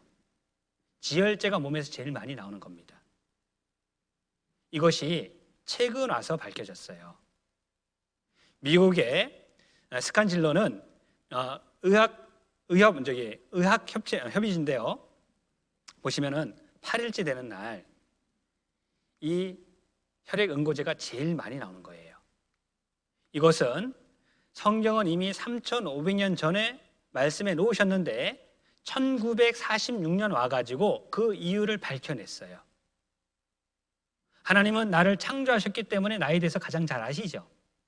성경에 미리 말씀해 놓으셨고 우리는 이 증거를 통해서 정말 하나님께서는 사람을 창조하신 게 맞구나 라는 것을 알 수 있는 겁니다. 또 성경에 이런 말씀도 있는데 레위기서 17장 11절에 육체의 생명은 피에 있답니다.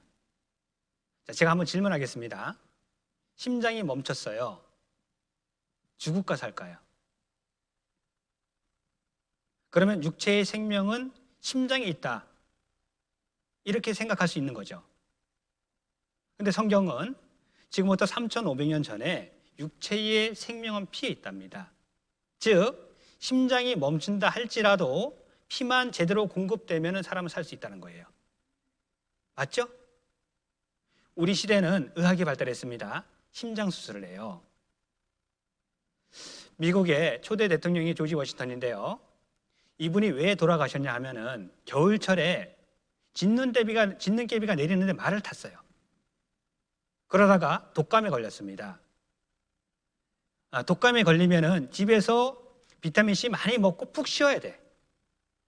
그런데 이때 당시의 의술은 피를 뽑는 거예요. 몸에 나쁜 피가 있기 때문에 감기가 걸렸다. 고로 나쁜 피를 뽑아줘야 된다. 그리고 피를 뽑았습니다. 어떻게 됐을까요? 더 아프겠죠. 덜 뽑았나? 그리고 또 뽑았어요. 더 아프겠죠.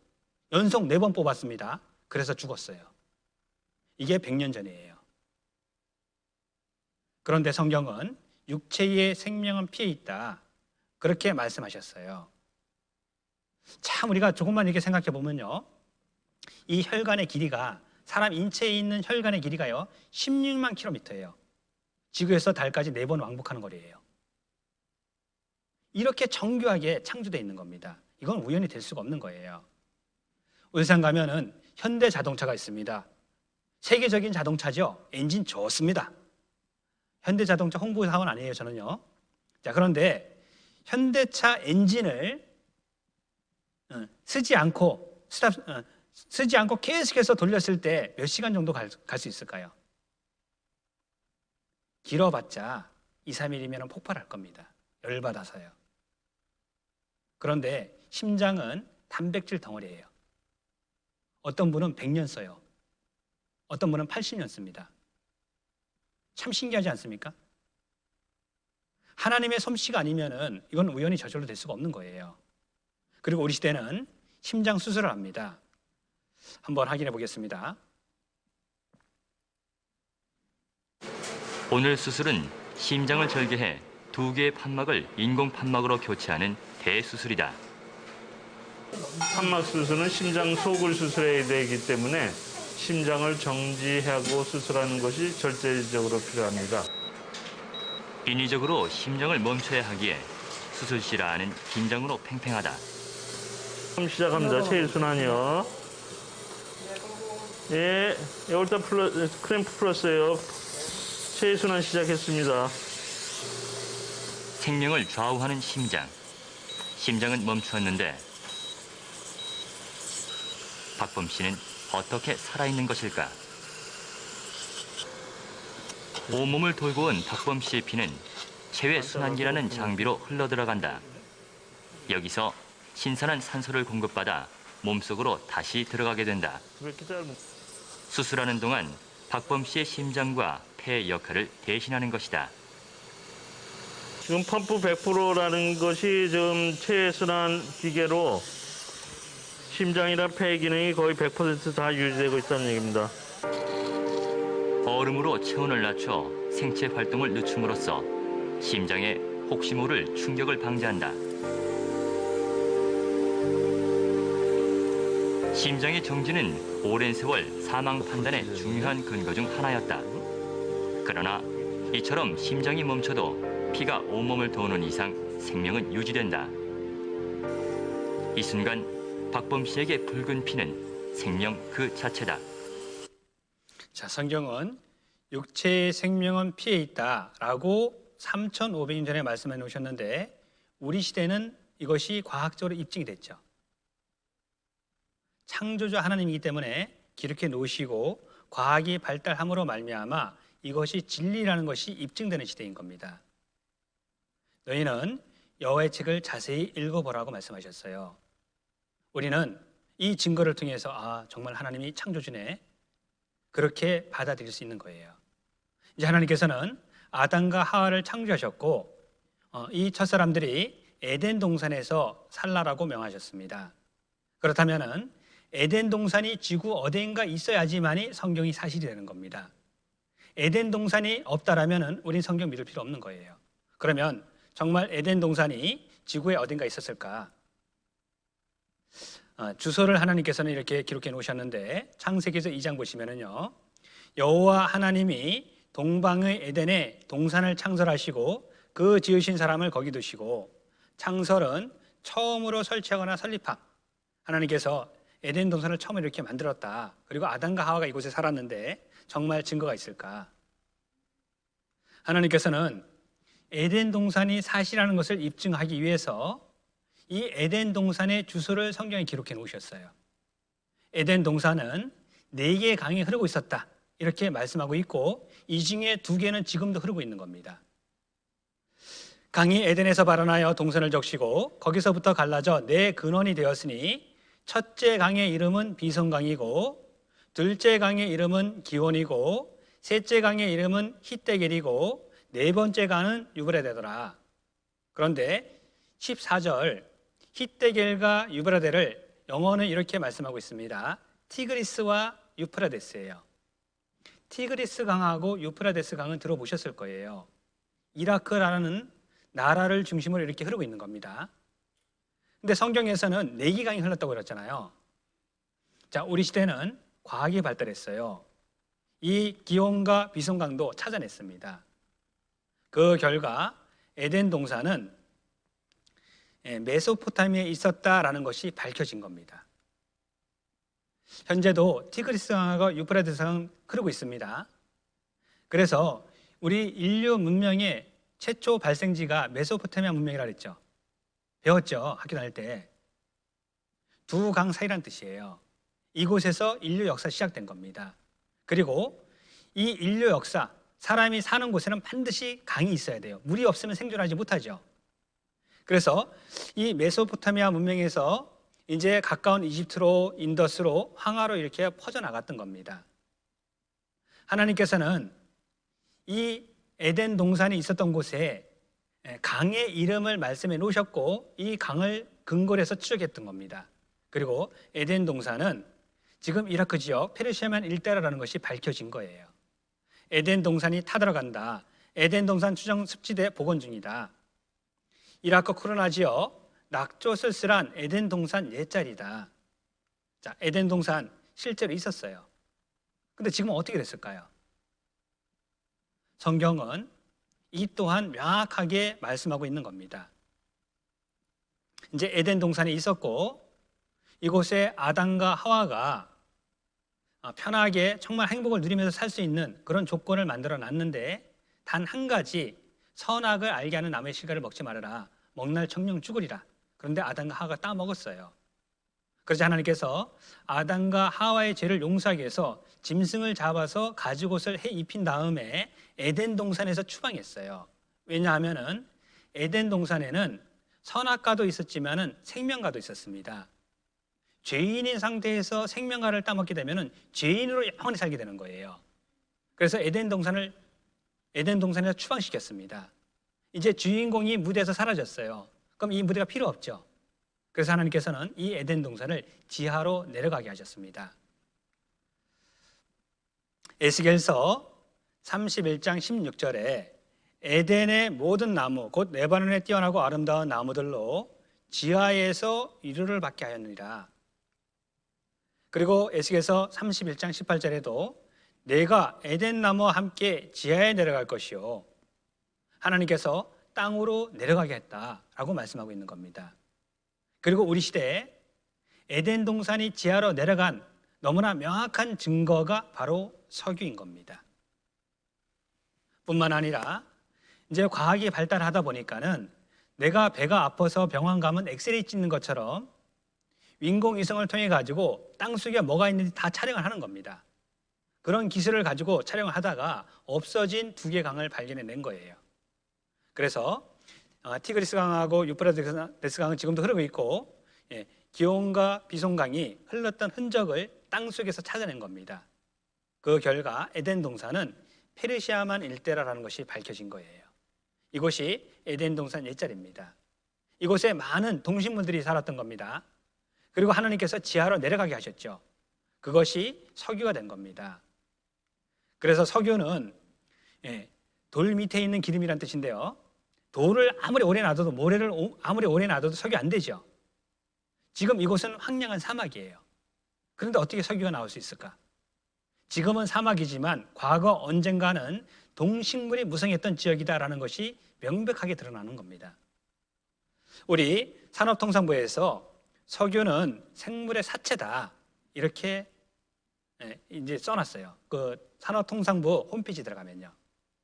그래서 에덴 동산에 많은 동식물이 살고 있었고 이것이 지하로 내려갔던 겁니다. 그것이 석유가 돼서 나오는 거예요. 이러한 퇴적물은 산소와 접촉하지 않아야 하기 때문에 급격한 지각 변동으로 생물이 한꺼번에 매몰돼야 한다. 석유가 만들어지기 위해서는 완전히 산소가 차단돼야 되는 겁니다. 노아 홍수 같은 대격변이 아니면 석유 만들어지지 못하는 겁니다. 그런데 성경에서는 노아 홍수 때 대격변이 있었다고 말씀하고 있는 겁니다. 어쨌든 페르시아만 일대에서 전 세계 석유의 50% 정도가 나옵니다. 에덴 동산에 있었고 지하로 내려갔고 그 증거로 석유가 나오고 있는 겁니다. 에덴 동산 한번 확인해 보겠습니다. 마침내 우리 시대에 발견된 에덴 동산은 3000년 성경 역사 속에서 베일에 쌓여 있었는데 그 신비가 30년의 인공위성 기술에 의해 드디어 밝혀졌다. 성경에서는 에덴 동산의 위치가 이곳의 근원이 되는 티그리스 강과 유프라테스 강과 다른 두 개의 강인 비손강과 기용강이 있는 곳이라고 묘사되어 있다. 그런데 문제는 현재 터키에 흐르고 있는 티그리스 강과 유프라테스 강은 시리아와 이라크에서부터 오는 강들과 근원이 틀리다는 것이다. 그리고 그곳에 비손과 기용강은 현재 존재하지 않다는 것이다. 그러나 고고학자인 지오르스 자린 교수는 이 수수께끼를 풀 수 있다고 믿었다. 연구 과정에서 자린 교수는 인공위성에서 찍은 사진을 토대로 땅의 지형을 밝혀내게 되었다. 이것은 놀라운 발견이었다. 이 사진을 통해 화석화된 두 개의 강을 발견할 수 있었다. 지금은 말라버린 강들이다. 그곳은 현재 사우디아라비아와 이란에 위치하고 있다. 네 개의 강들이 모두 흘렀을 때의 상황은 6, 7천 년 전에는 창세기에 묘사된 것처럼 물고기와 자원과 물이 풍부했을 것입니다. 그래서 처음에는 페르시아만의 시작점이 에덴 동산에 위치했던 곳이고 하나가 네 개의 강으로 나눠졌다고 말할 수 있습니다. 네 개의 강들은 강 쪽으로 흘러서 마침내 하나의 강과 만나게 되는데 이 지점이 비옥한 땅, 바로 성경에 나오는 에덴 동산이라고 말할 수 있다. 이 모래바다 아래에는 놀라운 비밀이 놓여 있습니다. 1981년 모래사막 225km 상공에서 우주왕복선 콜롬비아호는 이 사막을 내려다보고 특수 사진 촬영을 했습니다. 그 결과는 정말 놀랄만한 것이었습니다. 적외선 촬영은 평평하고 황폐한 넓은 모래면 대신 산과 강, 계곡을 드러냈습니다. 사막의 표면에서 불과 몇 미터 아래에 숨겨진 세상을 폭로한 것입니다.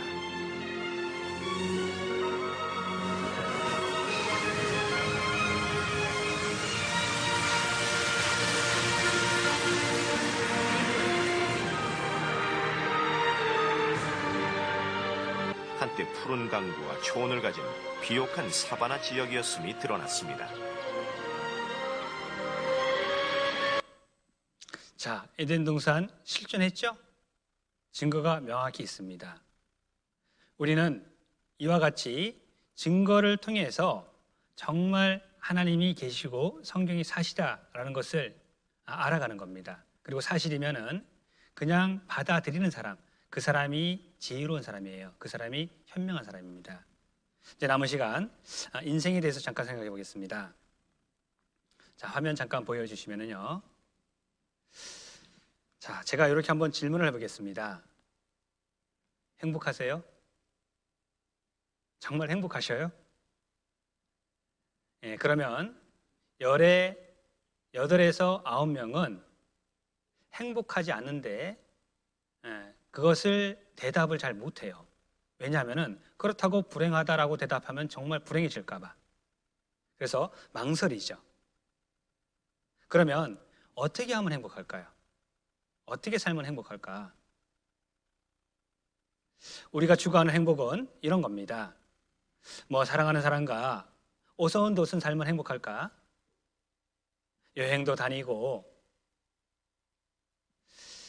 자연스럽게 뭐 취미 활동도 하고 또 이런 가족을 이루고 서로 사랑하며 살면 행복할까?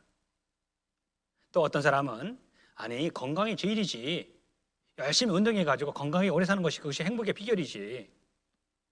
또 어떤 사람은 많이 배우면 행복할까? 아니 행복은 뭐니 해도 돈이지. 그래서 돈을 많이 벌면 행복할까? 나름대로 행복을 추구합니다. 그런데 사람이 추구하는 행복에는 유효기간이 있어요. 영국 속담에 이런 속담이 있는데요. 하루를 행복하게 살고 싶다라면 이발을 하랍니다. 이거는 좀 이해가 안 되는데요. 일주일을 행복하고 싶다라면 결혼을 하래요. 일주일? 그건 좀 너무한 것 같아요. 그렇죠? 예, 그래도 한 가슴 뛰는 사랑은 30개월인데 어쨌든 한 달을 행복하고 싶다라면 자동차를 사라. 1년을 행복하고 싶다라면 집을 사라. 평생을 행복하고 싶다라면 정직해라. 이것이 영국 속담이에요. 저는 여기 한 가지만 더 붙이고 싶습니다. 영원히 행복하고 싶지 않으셔요? 영원히 행복하고 싶다라면 성경을 확인해 보시고 하나님을 믿으면 되는 거예요. 하나님이 나를 얼마나 사랑하시는지 그 사랑이 내 마음속에 심겨질 때에 진짜 행복합니다. 한번 왜 사는지 한번 우리 각자 생각해 보셔요. 우리 모두는 나름대로 사는 재미들이 있는 것 같아. 사는 재미들이 있는데 그렇다면은 뭐 좀 거창할 수도 있겠지만은 그 사는 재미 속에 그럼 왜 살아야 되는가? 뭐 이런 부분에 대해서 한번 좀 우리가 얘기를 좀 해보면 어떨까? 왜 살아야 되지? 근데 실제로 나는 이 왜 사냐를 가끔 나한테 물어본 적이 있어요. 지금 이게 뭐 하는 거지? 이 산다는 게 이게 뭐지? 이걸 이제 묻기 시작하고 그러면 막 이 삶의 시작은 어디며 끝은 어디고 그걸 하다 보면 무서워져요 갑자기. 그래서 생각을 두려워하시는 그 생각을 질문을. 떨치고 그냥 안 해버리지. 아니 근데 질문 자체에 그런 생각을 하게 되는 게 뭐냐면 자꾸 어떤 정답이 있다라고 믿는 것 같아요. 그러니까 우리가 맨날 시험 공부를 하잖아요.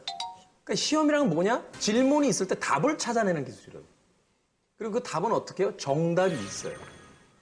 그 생활을 초등학교 6년, 중학교 3년, 고등학교 3년, 대학교 4년, 16년을 그걸 하고 나니까 인생의 질문을 던지면 정답이 있을 거라고 믿는 거예요. 저는 지금 우리가 어쩌다 어른이 된 이후에도 계속 그 관념이 있다는 생각이 들어요. 그러니까 우린 왜 살지? 라고 하면 그 정답이 있다고 믿는 거예요. 지난 문명사 5천년 동안 수많은 천재들이 이 질문에 대한 답을 찾기 위해 노력했는데 그렇죠. 2015년에 나한테 또 물어본다는 건 결국 답을 못 찾은 거 아니야. 그만큼 어렵다는 거. 그러면 천재들이 5천년 동안 못 찾은 답을 나보고 어떻게 찾으라는 거야. 제가 고등학교 때 시험을 봤는데 그때 외사역은 우찌오가 있어요. 시에. 근데 우찌오만 이렇게 가로를 치고 그걸 쓰게 한 거예요. 근데 제가 이제 교무실에 불려갔어요. 제가 쓴 답안을 이렇게 보여주시더니 왜 이렇게 썼냐는 거예요. 제가 봤더니 죽지오라고 써놨더라고요. 우찌오인데 죽지오라고 써놓은 거예요. 잘못 기억해서. 아니 그게 아니라 내가 왜 그랬을까 생각해봤더니 삶에 대해서 사실은 90% 이상은 고통인 것 같아요. 저희 윗세대 어르신들이 하는 말을 들으면. 그리고 이제 항상 자식 때문에 산다라고 그러고 죽지 못해 산다라고 그러고 그런 말들을 너무 많이 들은 거예요. 그래서 저는 정말 삶이 그렇겠거니 했어요. 어릴 때부터. 근데 제가 이제 어른이 돼서 저희 조카가 생긴 거예요. 그 조카가 4살 때 제가 물어봤어요, 한번. 사람은 왜 사는 거야? 이렇게 물어봤어요. 근데 그 조카가 굉장히 명쾌하게 대답을 했어요. 태어났으니까. 이렇게 얘기를 하는 거예요. 그러면 이모는 어떻게 살아야 돼? 이랬더니 용기 있게 살아야지. 이러는 거예요. 그러면 삶은 태어났으니까 살아가야 되는 거고 살아가는 게 쉽지는 않으니까 용기 있게 살아야 되겠다는 결론이 딱. 자, 영상을 보면서 무슨 생각했습니까? 한 번 이렇게 대답하죠. 왜 사는지 생각을 하다가 너무 복잡해지니까 애써 생각을 안 해버리는 거죠. 또 한 사람은 역사가 생긴 이래, 인류가 생긴 이래 지금까지 왜 사는지 수없이 질문을 던졌는데 그 누구도 답을 하지 못했다. 그건 당연한 거예요. 창조주 하나님한테 가서 내가 왜 태어났고 왜 살고 있는지 이걸 물어봐야 되는데 피조물끼리 답을 찾으려고 하니까 안 되는 겁니다. 어떻게 사는 게 용기 있게 사는 걸까요? 죽지 못해 사나요? 예, 우리는 나를 창조하신 하나님 앞에 내가 왜 살고 있는지 죽으면 어떻게 되는지 그 근본적인 문제를 물어봤을 때 이 말씀을 통해서 답을 해주시는 거예요. 자, 사람들은 각자 추구하는데요. 과거에 비하면은 우리는 정말 풍요로운 삶을 삽니다. 그런데 행복하진 않아요. 우리는 왜 더 잘 살게 되었는데 행복하지 않을까? 참, 과거 왕들이 아이스크림 먹어봤을까요? 한겨울에 수박 먹어봤을까요? 전기장판 써봤을까요? 우리는 훨씬 더 잘 살아요. 그런데 행복하지 않아요. 노벨 경제학상을 이렇게 수상한 폴 세무엘슨이 행복은 욕망분의 소비다. 좀 어렵죠? 이걸 쉽게 고쳐놨습니다. 행복은 뭘까? 소유하고 싶은 것이 있는데 내가 소유한 것, 내가 원하는 것을 전부 다 가졌을 때 그때 진짜 행복할 수 있는 겁니다. 그런데 문제는 사람은 영원한 존재예요. 사람은 영적인 존재입니다. 따라서 영원한 것이 내 마음에 이루어지지 않는 이상은 이 세상 그 어떤 것도 일시적인 행복은 줄 수 있어요. 그러나 영원한 행복을 주지 못한다는 거예요. 그래서 행복은 유효기간이 있는 겁니다. 세상 것은 그런 거예요. 하나님께서는 인생이 이 세상 모든 것으로도 그 행복을, 진정한 행복을 가져다 주지 못한다라는 것을 알려주시기 위해서 솔로몬이라는 사람을 시험적으로 모든 걸 다 줘봤던 겁니다. 솔로몬이 하나님께 지혜를 구했어요. 그것이 하나님 마음에 맞으니까는 부귀영화 보너스를 주셨죠. 이제 솔로몬이 어떻게 하면 행복하게 살 수 있을까? 그 행복을 찾아서 인생을 한번 살아봤어요. 그리고 인생의 결론을 내렸죠. 헛되고 했더니 모든 것이 헛되도다. 솔로몬이 어떤 삶을 살았을까? 많이 배우면 행복할까? 그래서 정말 많이 배워봤습니다. 지혜가 많으면 번뇌도 많으니 지식을 더하는 자는 근심을 더하니라. 식자우환이라고 많이 알면 많이 근심거리가 생기는 겁니다. 많이 배워도 이것도 행복하지 못하겠네. 그럼 어떻게 하면 행복할까? 전도서 2장 3절에는 한번 술 먹어봐야 되겠다. 그리고 좀 인생 잊어봐야 되겠다. 고난 한번 잊어봐야 되겠다. 술로 내 육신을 즐겁게 할까? 부어라 마셔라. 잠깐 취했을 때는 잊어요. 술 깰 때는 더 고통스러워요. 이것도 진정한 행복이 아닌 겁니다. 그러면 사업을 한번 크게 볼까? 전도서 2장 4절에 나의 사업을 크게 하였노라. 내가 나를 위하여 집들을 지으며 포도원을 심으며. 솔로몬이 거했던 왕궁은 14년 동안 건축했죠. 얼마나 의리의리했을까요? 사업도 크게 해봤습니다. 대그룹도 한번 읽어봤어요. 포도원도 이때 당시에 포도원 과수원은 큰 거죠. 포도원도 가져봤습니다. 근데 이것도 행복의 조건이 아니에요. 그러면은 한번 보물 한번 쌓아볼까? 그래서 은금과 왕들의 보배와 여러 도의 보배를 쌓고 얼마나 금은보화를 많이 쌓아뒀는지 금이 넘쳐가지고 방패까지 만들어놨어요. 뿐만 아니라 노래하는 남녀와 인생들의 기뻐하는 처와 첩들을 많이 두어놓으라. 이름은 솔로몬인데 처와 첩은 1000명이에요.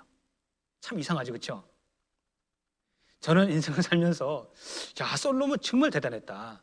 한 명도 힘든데 어떻게 1000명? 누가 그러더라고요.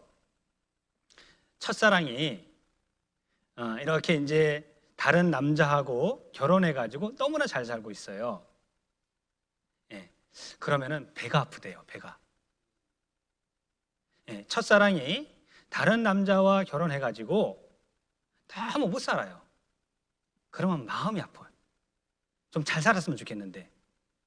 그런데 첫사랑이 자기와 살고 있으면 골치가 아프대요. 어쨌든 뭐 결혼해도 그렇게 가슴 뛰는 사랑이 길지는 않더라고요. 유효기간이 있어요. 이 말씀은 정말 대단한 말씀인데요. 무엇이든지 내 눈이 원하는 것을 금하지 아니하며 무엇이든지 내 마음이 즐거워하는 것을 내가 막지 아니했으니 내가 눈에 봤습니다. 저거 좋아. 저거 내 거. 그럼 내 건 겁니다. 내 마음에 원하는 거 다 가져봤어요. 그런데 결론은 헛되고 헛되니 모든 것이 헛되도다. 왜냐하면은 사람은요 영원한 존재이기 때문에 그런 거예요. 폴 고갱이라는 유명한 화가가 있습니다. 딸이 죽고 나서 6개월 동안 붓을 놨어요. 사랑하는 딸이 먼저 죽었으니까 얼마나 마음이 아팠을까요? 그리고 그냥 술로 세월을 보내다가 6개월 만에 붓을 들었어요. 그리고 그림을 그렸습니다. 지금 앞에 보이는 이 그림이에요. 나는 누구인가? 어디서 왔고 어디로 가는가? 높이가 1.4m, 길이가 4m예요. 대작입니다. 이 그림을 3등분 하게 되면은 자, 아이가 태어났습니다. 어디서 왔을까? 뭔가 열심히 이렇게 따고 있어요. 왜 살고 있을까? 노인이 죽음을 목전에 두고 머리를 감싸고 있습니다. 어디로 가는 것일까? 한번 구체적으로 생각해 보겠습니다. 나는 어디서 왔어요? 아니, 엄마 뱃속에서 왔지. 아니, 그거 말고 근본적으로 어디서 왔습니까? 그리고 나 왜 살고 있어요? 우리는 남들이 학교 가니까는 나도 학교 갔습니다. 남들이 직장 잡으니까는 나도 직장 잡았고, 남들이 결혼하니까는 나도 결혼했고, 남들이 자식 나니까 나도 자식 낳고, 남들이 자식 양육하니까 나도 양육하고, 그러다가 늙어 죽는 것이 그것이 인생일까요? 이게 인생의 답일까요? 이것으로 끝난다라면은 죄송합니다. 빨리 죽는 게 나은 거예요. 우리 왜 살고 있습니까? 그리고 죽음은 어디로 가는 것일까요? 죽음은 끝일까요? 인생은 3막의 인생을 삽니다. 첫 번째 인생은 엄마 뱃속이에요. 10달이에요. 엄마 뱃속에는 산도 없고 들도 없고 친구도 없습니다. 그런데 어느 순간 출생이라는 문을 통해 가지고 위치 이동을 했죠. 지금 이 세상으로 위치 이동을 했습니다. 이 세상은 평균 7, 80년이에요. 이 세상에 사는 것은 목적이 있는 겁니다. 엄마 뱃속에 있을 때는 이 세상 살아가는 데 필요한 모든 장기들을 만드는 기간이 되는 거예요. 지금 나한테 주어진 7, 80년은 영원한 세상을 대비하는 그런 준비 기간이 되는 겁니다. 이제 죽음이라는 문을 통해서 위치 이동을 할 거예요. 죽음은 소멸이 아닌 겁니다. 죽음은 위치 이동인 거예요. 이제 조만간 우리 이동해야 될 거예요. 우리 어디로 갈까? 한번 고민해 보겠습니다. 아이고, 잠깐만요.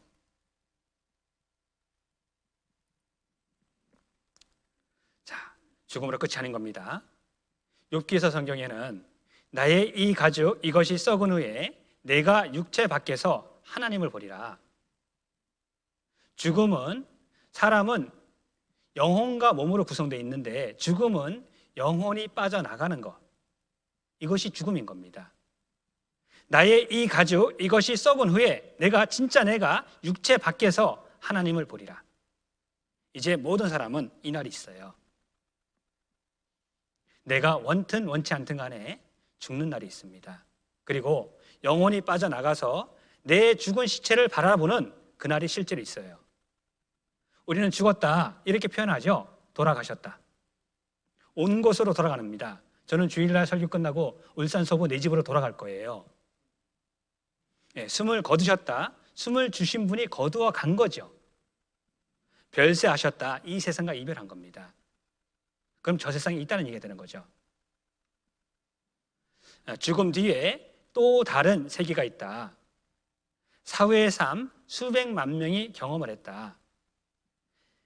내 사후 세계는 있습니다.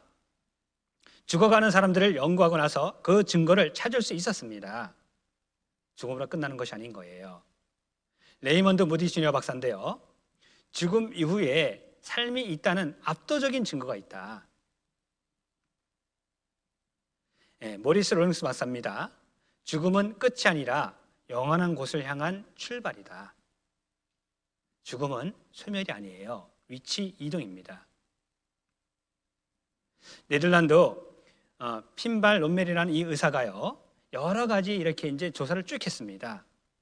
심정지로 살아난 사람들, 그 사람들을 대상으로 무려 4년 동안 연구를 했습니다. 그리고 나서 정말 죽으면은 이런 일이 일어난다. 먼저 영혼이 빠져나가는, 육체에서 빠져나가는 그런 이탈 현상이 일어나는 겁니다. 그리고 터널 같은 데를 지나요. 그리고 나서 자신의 평생의 삶이 총체적으로 딱 정리가 되는 겁니다.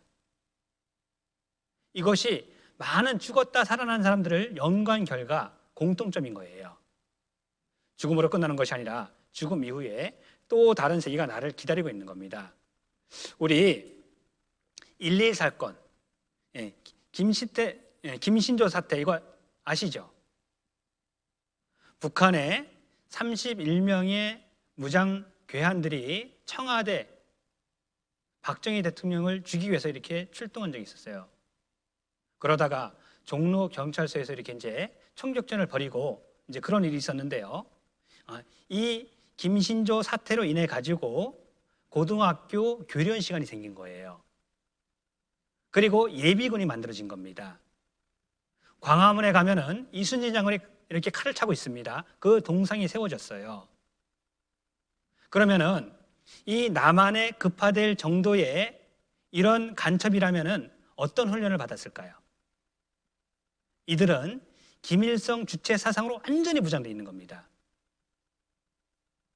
사람은 죽으면 끝이라고 생각하는 거예요. 그렇게 태어나자마자 그런 교육을 받았던 겁니다. 철저하게요. 그런데 죽음의 목전에 딱 왔어요. 그러자 자수하고 나왔어요. 영혼은 알거든요. 양심은 알거든요. 죽음이 끝이 아니라는 것을. 따라서 기회가 왔을 때 반드시 내 인생의 근본적인 문제를 해결해야 되는 겁니다. 아무리 잘난 사람도 아침에 눈 못 뜨면 끝이죠. 자, 인생의 시계는요, 이 모래시계는 지금도 흘러가고 있는 겁니다. 나한테 동방결절에 남아있는 전기 양이 얼마인지 아무도 몰라요. 어쩌면은 이번 집회가 마지막일 사람도 있는 겁니다. 그래서 우리는요, 끝까지 한번 잘 확인해 보셔야 되는 겁니다. 자, 행복은 무엇일까? 진정한 행복은요, 나를 근본적으로 아는 겁니다. 내가 어디서 왔고 왜 살고 있고 죽으면 어떻게 되는지, 이 근본적인 문제가 해결됐을 때 마음에 진정한 행복이 임하는 겁니다. 이 근본적인 문제는 예수님을 만났을 때 해결되는 거예요. 예수님을 만나기 전에는 진정한 만족은 없어요. 모든 강물은 다 바다로 흐르되 바다를 채우지 못하며 어느 곳으로 흐르든지 그리로 연하여 흐르느니라. 모든 강물은 사람들이 추구하는 행복의 조건인 겁니다. 이거 가지면 행복할까? 저거 가지면 행복할까? 그런데 이 모든 강물이 바다를 채우지 못하는 것처럼 이 육신적인 그 어떤 것도 나한테 진정한 행복을 주지 못하는 겁니다. 진정한 행복은 하나님을 만났을 때 되는 겁니다. 저 사진은 아니고요. 자, 이 아이가 이렇게 울고 있는데 이 아이에게 이 울음을 그치고 정말 행복하기 위해서는 엄마를 만나면 되는 겁니다. 엄마가 이렇게 만났을 때 이 아이는 울음 그치고 진짜 행복을 느낄 수 있는 거예요. 나도 마찬가지로 나를 창조하신 하나님을 만났을 때에 그때 진정한 만족이 이루어지는 겁니다. 그래서 전도서의 결론이 뭐냐 하면은 일의 결국을 다 들었으니 하나님을 경외하고 그 명령을 지킬지어다. 이것이 사람의 본분이라. 사람이라면은 창조주 하나님을 두렵고 공경하는 마음으로 살아갈 때에 그때 진정한 행복이 임하는 겁니다. 그리고 우리 주변에 정말 예수님을 만난 사람, 그 사람은 행복하다라고 얘기하는 겁니다. 예수께서 가라사대 내가 곧 길이요 진리요 생명이니 나로 말미암지 않고는 아버지께로 올 자가 없느니라. 이스라엘이여 너는 행복자로다. 저는 하나님을 만나기 전에는 진정한 행복이 없었어요. 그런데 하나님을 만나고 나서 정말 행복합니다. 내가 갈 곳을 알거든요. 내가 이 땅에 살아있는 목적을, 이유를 알거든요. 모든 분들이 이 진리를 마음에 받아들였으면 좋겠어요. 이지선 씨라는 이분이 오빠하고 자동차를 타고 가다가요, 교통사고가 나서 차에 불이 붙습니다. 오빠가 먼저 튕겨져 나갔고 동생을 이렇게 끄집어냈는데, 불붙은 동생을 끄집어냈는데 무려 50여 차례 수술을 합니다. 그 가운데 하나님을 만나요. 그리고 그녀는 고백합니다. 나는 행복하다라고요. 자, 닉 부이치치 태어날 때에 양쪽 팔이 없었어요. 발도 없습니다. 닭발 같은 거 하나만 있어요. 그런데 전 세계를 다니면서 눈에 보이는 것이 행복의 조건은 아니다 라고 연설합니다. 네나 마리아 천상의 목소리를 가졌어요. 전 세계를 다니면서 나는 행복하다라고 찬양을 합니다. 진정한 행복은 하나님을 만났을 때 주어지는 거예요. 자, 내 앞에 정말 하나님을 믿을 수 있는, 성경을 확인하고 비록 하나님이 영적인 존재이고 눈에 보이지 않지만 믿을 수 있는 이 열차가 있고요, 반대로 끝까지 배척할 수 있는 불신 열차가 있어요. 여러분은 어떤 열차를 타시겠습니까? 이제 결정하셔야 되는 겁니다. 제가 중간쯤에 판사님이 되어달라고 부탁을 드렸죠. 저는 오늘 몇 가지 증거를 제시했습니다. 우주 만물이 우연히 저절로 창조된 것이 아니라 하나님께서 목적을 가지고 창조하셨다. 태양계, 지구, 달과의 관계를 이렇게 설명해 드렸어요. 또 사람에 대해서 우리 사람은 하나님께서 흙으로 만들었고 8일째 할례를 받으라고 했다. 그것도 과학이 발달함으로 밝혀졌죠. 육체의 생명은 피에 있다. 이것도 우리는 확인해 봤습니다. 그리고 처음 사람 아담과 하와가 살았던 에덴 동산도 확인해 봤어요. 증거 있습니까, 없습니까? 사실이 아니에요? 사실이죠. 그러면 이것이 우주 만물이 창조된 것이 사실이고 에덴 동산에 대한 확실한 증거가 있다면 성경인 사실이 되는 것이고 하나님은 계신 겁니다. 자, 그러면 죽음 이후에 천국과 지옥도 당연히 있는 겁니다. 같이 한번 읽어보겠습니다. 여호와의 말씀은 정직하며 그 행사는 다 진실하도다. 하나님의 말씀은요, 점 하나도 틀리지 않습니다. 이제 나는 결정해야 되는 겁니다.